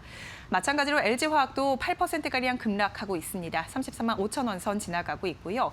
이 배터리 업계 전반적으로 지금 투자 심리가 악화되면서 LNF도 7.25%가량 급락, 11만 100원 선 거래되고 있습니다. 오늘 마이크론의 호실적에도 불구하고 코스피가 힘을 쓰지 못하는 데에는 2차 전지주들의 하락도 어느 정도 있습니다. 글로벌적인 전기차 정책 수정 그리고 포드의 계약 해지 소식이 나오는 가운데 배터리주에 대한 전략을 잘 세워봐야 하는 하루가 되겠는데요. 이에 대한 대응 방안 저희와 함께 이어서 살펴보시죠. 오늘 K배터리 전략 세워드릴 겁니다. EU, 특히나 해서 그 내연 기관차 이런 부분에 대한 정책이 K배터리에 어떤 영향을 미치는지인데요. 윤석정 경제평론가님 와 계십니다. 여쭤보도록 하겠습니다. 어서 오세요. 네, 안녕하십니까? 네, 평론가님 제가 팩트체크를 하나 하고 싶은 부분이 있는데 그 국내 일부 매체에서 EU 내연 기관차 판매 금지 철회 이런 보도를 냈었거든요. 그거에 대해서 좀 여쭤보고 싶은 게 좀 상당히 있습니다. 예, 그렇습니다. 뭐 제가 언론의 어떤 그 제목들을 갖다가 그냥 쭉 이렇게 훑어보니까 그 EU가 내연 기관차를 갖다 2035년에 판매 금지를 선언했었잖아요. 그걸 갖다가 완전히 철회했다. 그러니까 뭐 내연 기관차를 갖다가 다시 완전히 풀어주는 방향으로 방향을 튼 것 같은 뉘앙스의 기사들이 굉장히 많아요. 특정 언론사를 갖다가 검명하기는 그렇지만은 그래서 미국도 IRA를 폐지하고 그다음에 EU도 전기차 전환의 속도를 갖다가 뭐 점차 줄이는 게 아니라 아까 말한 식으로 이렇게 급브레이크를 거는데 한국만 전기차 전환의 속도를 내고 있다. 이런 식으로 기사를 쓴 분도 사실은 있더라고요. 네. 근데 이제 정확한 팩트를 갖다가 아실 필요는 있습니다. 일단 EU가 내연기관차를 갖다가 2035년에 완전 판매 금지시킨다고는 했었어요. 근데 그 부분에서 이제 규제를 갖다가 조금 풀어준다는 얘기입니다. 그러니까 내연기관차 전면 금지가 아니라 내연기관차를 갖다가 일부 용인하는, 살짝 용인하는 정도의 어떤 규제안을 만들고 있는 거고요. 이게 아직은 처리해야 될, 완전히 통과가 돼가지고 확정된 사항도 사실은 아닙니다. 무슨 말이냐면 향후 절차가 남아 있는 거예요. EU 집행위원회에서 만약에 이런 결정을 한다고 하더라도 결국은 EU 회원국의 동의를 얻어야 될 거 아니겠어요? 그다음에 유럽 의회의 승인을 받아야 되는 거 아니겠습니까? 네. 일종의 이것도 법을 고치는 거니까요. 그렇게 만만한 일은 아니고요. 특히 이제 이 조치를 갖다가 환영하는 국가들도 있고 반대하는 국가들도 서로 나뉘고 있습니다. 환영하는 국가들은 아무래도 독일, 뭐 그다음에 이탈리아 같은 나라들이겠죠. 왜 그러냐면 이제 기존의 완성차의 강국이고 네. 이탈리아 같은 경우에는 이제 슈퍼카들에 어떻게 보게 되면은 그 완전한 생산국이잖아요. 이탈리아 같은 페라리라든지 뭐 원래 그쪽에 이제 굉장히 강한 나라들이니까 이쪽에서는 이제 내연기관차가 전기차로 넘어가는 걸 갖다가 그렇게 썩 달가워하지는 않겠죠.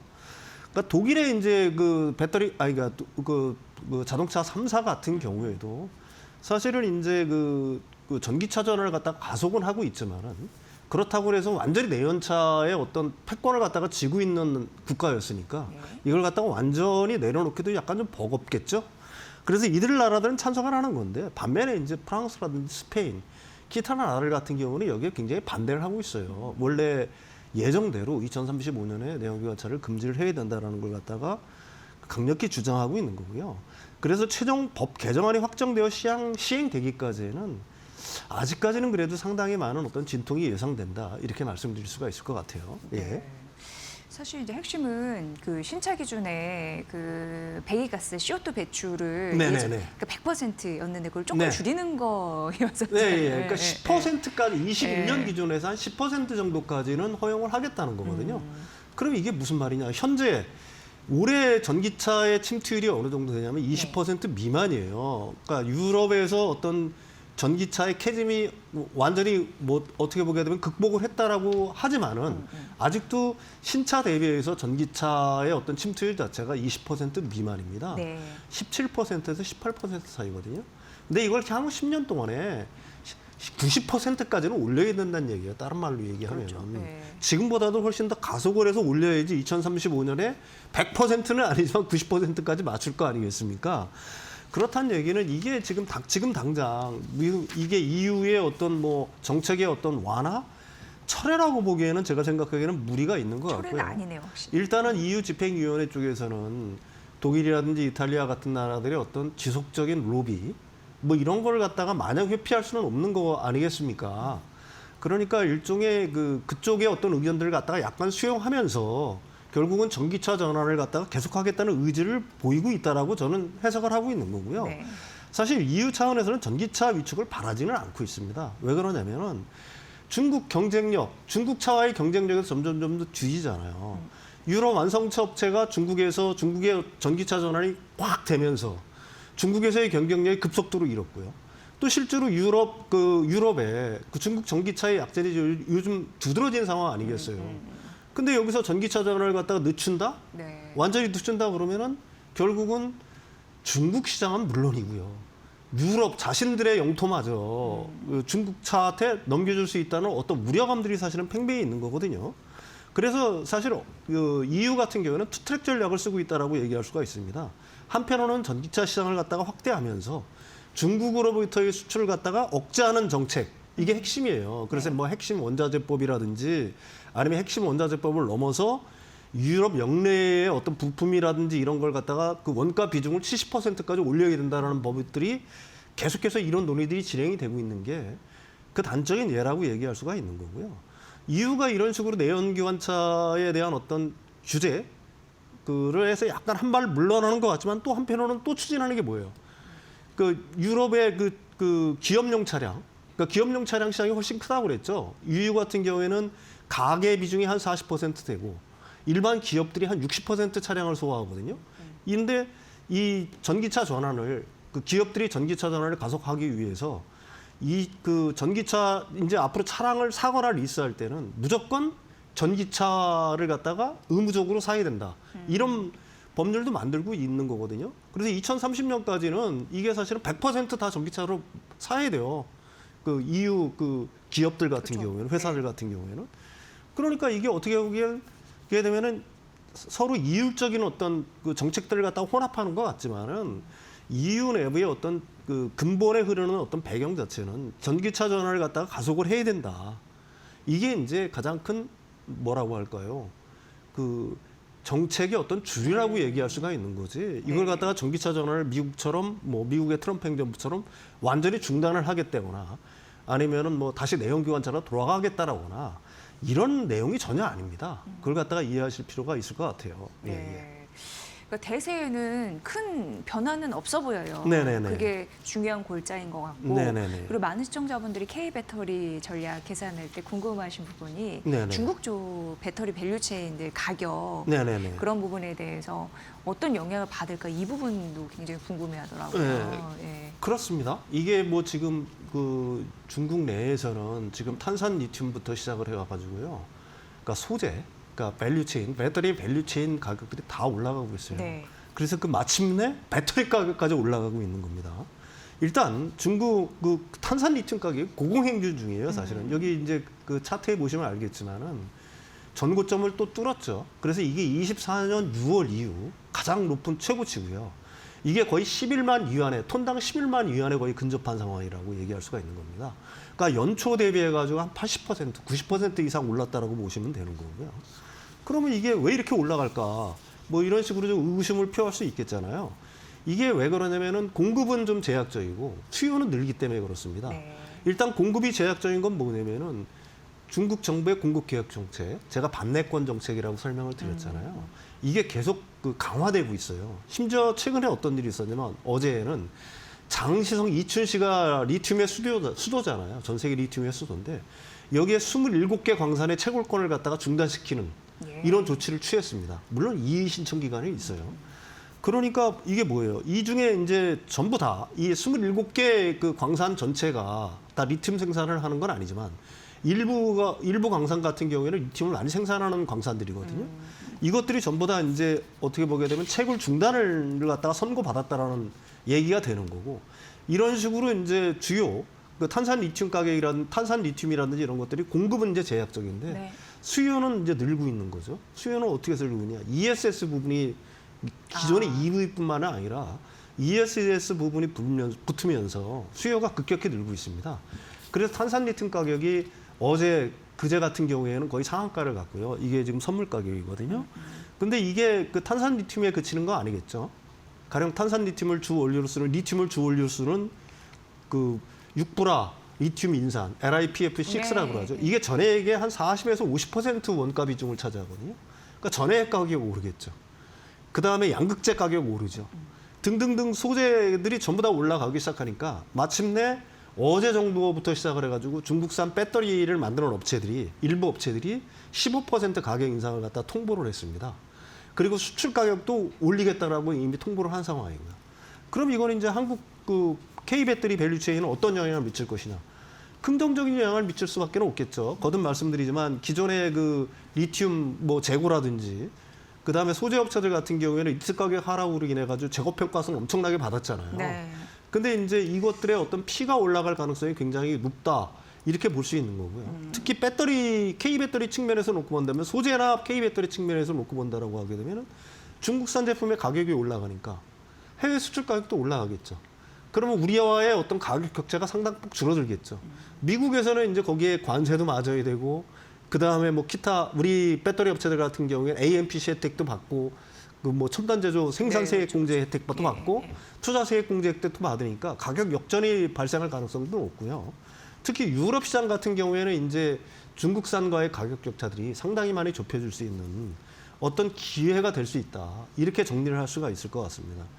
그래서 중국에서의 어떤 배터리 밸류체인 전반의 어떤 가격 상승은 사실은 K 배터리에는 뭐 굉장히 좋은 신호다. 호재다. 이렇게 얘기할 수가 있을 것 같아요. 예. 네. 평론가님 말씀하실 때 또 귀가 번쩍이는 부분이 2차 전지 관련주 같은 경우에는 ESS 쪽으로 되게 네네네. 탄력을 받고 있잖아요. 네네네. 근데 앞서 잠깐 언급해 주셨지만 EU 네네. 부분도 이제 시동을 걸면서 그렇습니다. 기대감을 일으키는 있었죠. 지금 이제 우리 오늘 같은 경우 한국의 2차 전지 섹터들이 크게 하락을 하는 이유는 LG 에너지 솔루션과 포드와의 그 계약이 이제 뭐 휴지가 됐다. 정말 이례적이라고 10조 원 규모니까. 거의 9조 얼마 정도죠. 근데 그거는 제가 생각하기에는 그래요. 물론 이제 그게 뭐 타격은 될 수 있겠죠. 근데 포드라는 회사 자체가 어떤 회사예요? 전기차 전환이 굉장히 늦었습니다. 결국은 한국의 현대기아 중국차는 물론이고요. 유럽의 자동차, 그다음에 GM보다도 같은 미국에 있는 GM보다도 사실은 전기차 전환이 굉장히 늦었고요. 그 전기차에 특화된 어떤 플랫폼 자체도 갖지도 못한 회사예요. 근데 결국은 이제 그 전기차의 어떤 전환에 실패하고 그다음에 이제 미국의 어떤 정책적인 영향도 있겠죠. 트럼프 행정부의 이제 IRA의 소비자 소액 공제 혜택 폐지라든지 뭐 이런 것들에 이제 어떻게 보게 되면은 그 커다란 타격을 받으면서 전기차 전환에 대한 어떤 속도를 갖다가 굉장히 늦추고 있다. 그렇게 보는 거고. 그래서 미리 선점을 했던 이게 사실 27년부터 들어가는 거거든요. 그 부분을 갖다 처리했다는 거예요. 그러니까 LG 에너지 솔루션 같은 경우에는 어떻게 보게 되면 계약 물량이 뭐 어느 정도 줄었으니까 사실 뭐 타격이 있다라고 얘기할 수가 있겠지만은 사실 포드가 전기차를 갖다 얼마나 팔 수 있을지에 대해서는 글쎄요. 뭐 저는 개인적으로 굉장히 의문인 상황이었다라고 얘기할 수가 있는 거고요. 어쨌든 그렇습니다. 근데 EU에서도 이제 그런 영향들이 굉장히 많은 것 같아요. EU에서 아까도 얘기했지만 내연기관차 판매 금지를 갖다가 약간 유예한 거. 그다음에 포드가 이번에 그 계약을 갖다가 철회한 것 자체도 사실은 유럽 시장에 진출하려면 이 트랜짓이라고 있습니다. 상용차. 그러니까 우리나라 그 스타렉스 같은 상용차를 갖다가 유럽 시장에 진출, 그 전기차 전환을 해서 나가려고 했던 건데 그 부분을 철회한 영향이 있다라고 보니까 EU의 캐즘도 또 이게 진행되는 거 아니냐 이런 우려들이 있는 것 같아요. 근데 거듭 말씀드리지만 EU 전기차 시장은 이상 없고요. 거기다 더해서 EU도 이제 ESS의 수요 확대가 본격적으로 사실은 시작이 되고 있는 겁니다. 이게 무슨 말이냐면은 EU는 그 전력망의 보통 우리들이 그리드라고 보통 얘기를 하죠. 그러니까 배터리 ESS를 갖다가 기존의 전력망에 붙이려고 하게 되면은 EU 차원에서의 어떤 승인을 받아야 됐어요. 이게 얼마 전까지만 해도 승인 받는 데만 2년에서 3년이 걸렸습니다. 그러니까 ESS 사업자가 ESS 설치를 하려고 해도 이 승인 받는 데만 2, 3년이 걸렸다는 거예요. 말이 안 되는 소리죠. 이게 규제가 워낙 EU 차원에서 강하니까. 근데 이걸 6개월 이내로 단축시키겠다는 얘기거든요.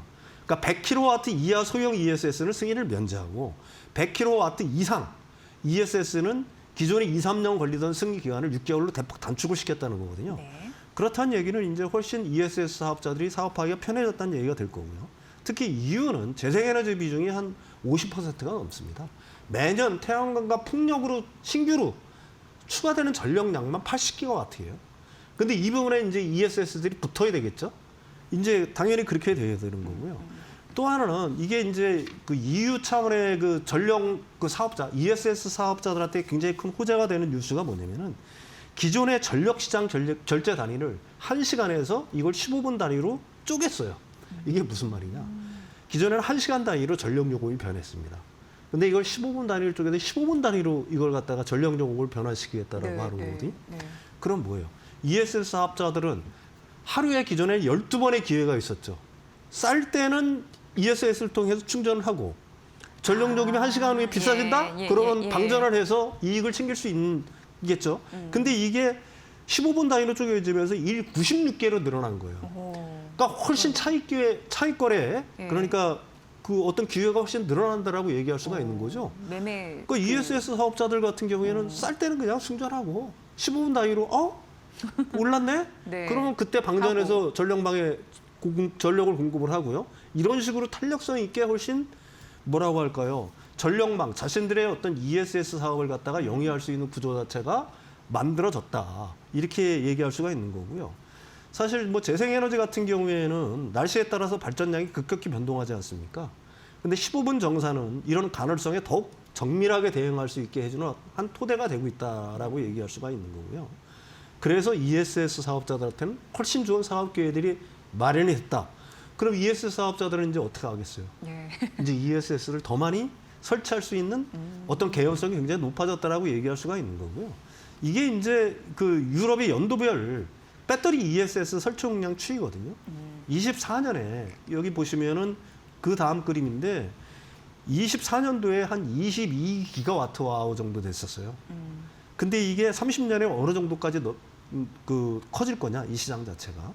정확하게 얘기하면 135기가와트아워 정도까지 커질 거라고 보고 있습니다. 30년에 135. 네, 예. 올해 30기가였는데 26년에 42.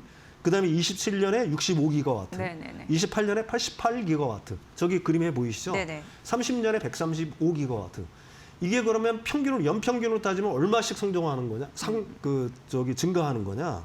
성장하는 거냐면 이게 연평균으로 35% 정도 어떤 고성장이 사실은 예상이 되고 있는 거거든요. 그러면은 유럽의 전기차 시장 캐즘 극복했죠. 이 BESS 시장 이렇게 늘어나죠. 이거 거듭 말씀드리지만 어느 나라 배터리 쓸까요? 우리나라. 그게 왜 그러냐면 우리나라 거를 갖다가 더 많이 쓸 수밖에 없는 환경이 조성이 되고 있는 겁니다. 왜 그러냐면은 지금 아까도 말씀드렸듯이 중국산 배터리 가격이 올라가고 있는 거잖아요. 우리나라랑 중국산 배터리 가격 차이가 점점점 줄어들고 있는 거거든요. 그러면은 지금 포도랑 계약이 취소됐어요. 그게 폴란드 공장에서 생산할 예정이었거든요. 그거 ESS로 전환하면 돼요. 네.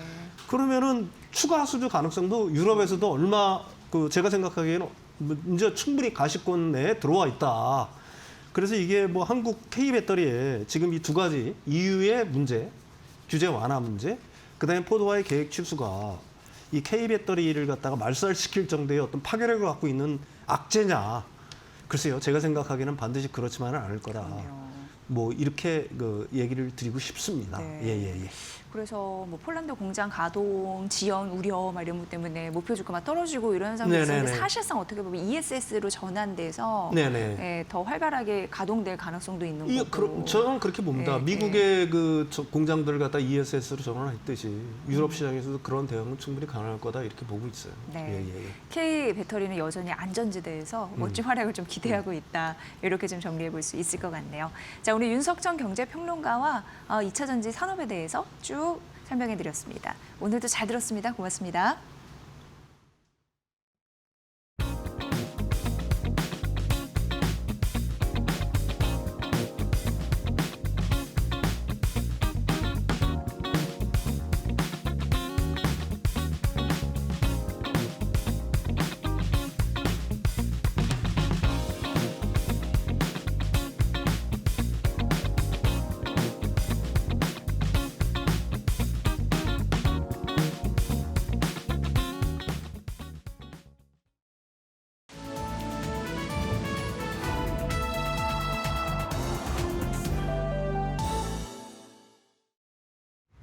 증시 날씨 전해드리는 마켓웨더의 김수현입니다. 오늘 우리 증시 날씨 비가 내리고 있습니다. 어제 맑음에 이어서 오늘은 다시 비가 내리고 있는데요. 최근 들어 이렇게 오락가락한 변동성이 큰 장세가 이어지고 있습니다. 간밤 뉴욕 증시에서는 마이크론이 장을 마감하고 분기 최대 실적을 기록하며 어닝 서프라이즈를 공시했습니다. 그럼에도 불구하고 오늘 우리 시장은 오라클 쇼크에 더 무게를 두고 있는 입장인데요. 관련해서 오늘 코스피는 휘청이는 모습 보이고 있습니다. 더 자세한 시장 분위기 종목별 날씨 보시면서 살펴보시죠. 오늘 우주 항공주가 쾌청한 모습입니다. 최근 스페이스X IPO에 대한 기대감이 투심을 계속해서 끌어올리고 있는데요. 상장을 앞두고 있는 스페이스X의 기업 가치가 수천억 달러에 달할 것으로 기대되자 우주 항공주의 투심이 식지 않고 있습니다. 또 그 가운데 국내에서는 이노스페이스가 독자 개발한 한민나노 상업 개발을 20일에 발사한다는 점이 오늘 관련주의 센티를 자극하고 있습니다. 반면 오늘 2차 전지주에는 비가 내리고 있는데요. 어제 장을 마감하고 LG 에너지솔루션이 포드와 계약을 했던 전기차 배터리 공급 계약을 해지한다고 공시를 했습니다. 계약 규모가 9조 5천억 원인 점이 오늘 2차 전지주 전반에 비를 내리게 하고 있고요. 반면에 오늘 유전자 치료제 관련주는 상장 기업으로 인해서 오늘 뜨거운 시세를 보이고 있습니다. 오늘 R&D 기반 유전자 치료제를 연구 개발하는 알지노믹스가 코스닥에 상장을 했는데요. 상장한 직후에 따따블을 기록하면서 관련주에 대한 시장의 관심이 커진 모습입니다.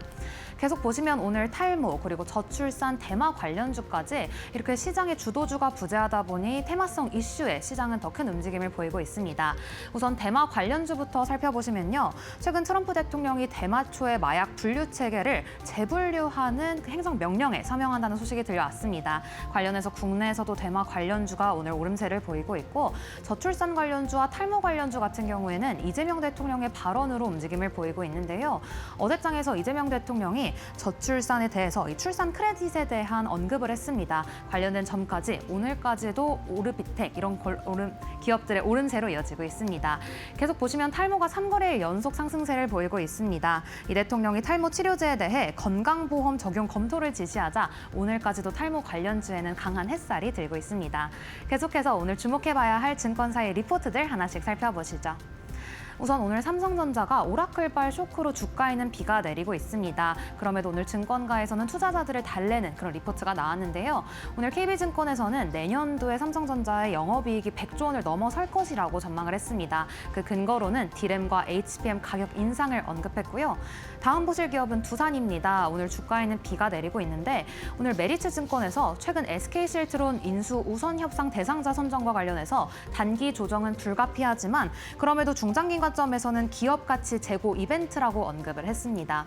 이어서 보실 기업이 한미약품입니다. 오늘 주가에는 햇살이 들고 있는데요. 어제 애프터마켓에서 국내 첫 GLP-1 비만 치료제에 대해 식약처에 허가 신청을 냈습니다. 애프터마켓에서부터 좋은 시세를 보였던 한미약품, 오늘 증권가에서는 돌고돌아 비만, 돌고돌아 한미라는 제목의 리포트를 낸 점 확인이 됐고요. 이에 목표가도 기존 40만 원에서 55만 원으로 상향 조정했습니다. 오늘 특징적인 종목들 날씨도 살펴보겠습니다. 우선 앞서 말씀드렸던 것처럼 오늘 RG노믹스가 상장 첫날 따따블을 기록하면서 폭염같이 뜨거운 데뷔전을 치렀고요. 미래에셋 벤처투자도 어제 애프터마켓에서부터 오늘 정규장까지 시세가 좋습니다. 스페이스X가 상장 추진을 공식화하면서 일찍이 수천억 원대의 투자를 감행했다는 사실이 부각되면서 오늘 주가에는 강한 햇살이 들고 있는데요. 시장에서는 최대 10배 이상의 차익을 낼 것이라고 예상하고 있습니다. 이어서 두 종목 오늘 폭염같이 뜨겁습니다. 특히 하나갤러리아는 어제 상한가에 이어서 오늘도 두 자릿수의 상승세를 보이고 있는데요. 하나그룹의 차남과 삼남이 하나에너지의 지분을 매각하면서 매각 대금이 신사업 투자에 쓰일 것이라는 기대감이 주가를 끌어올리고 있고요. 산화페인트 같은 경우에는 지배 구조에 변화가 생길 것이라는 기대감이 오늘 주가를 상한가까지 끌어올렸습니다. 이상 12월 18일 증시 날씨였습니다. 마켓나우 2부 내일 오전 10시에 뵙겠습니다. 함께해 주신 여러분 고맙습니다.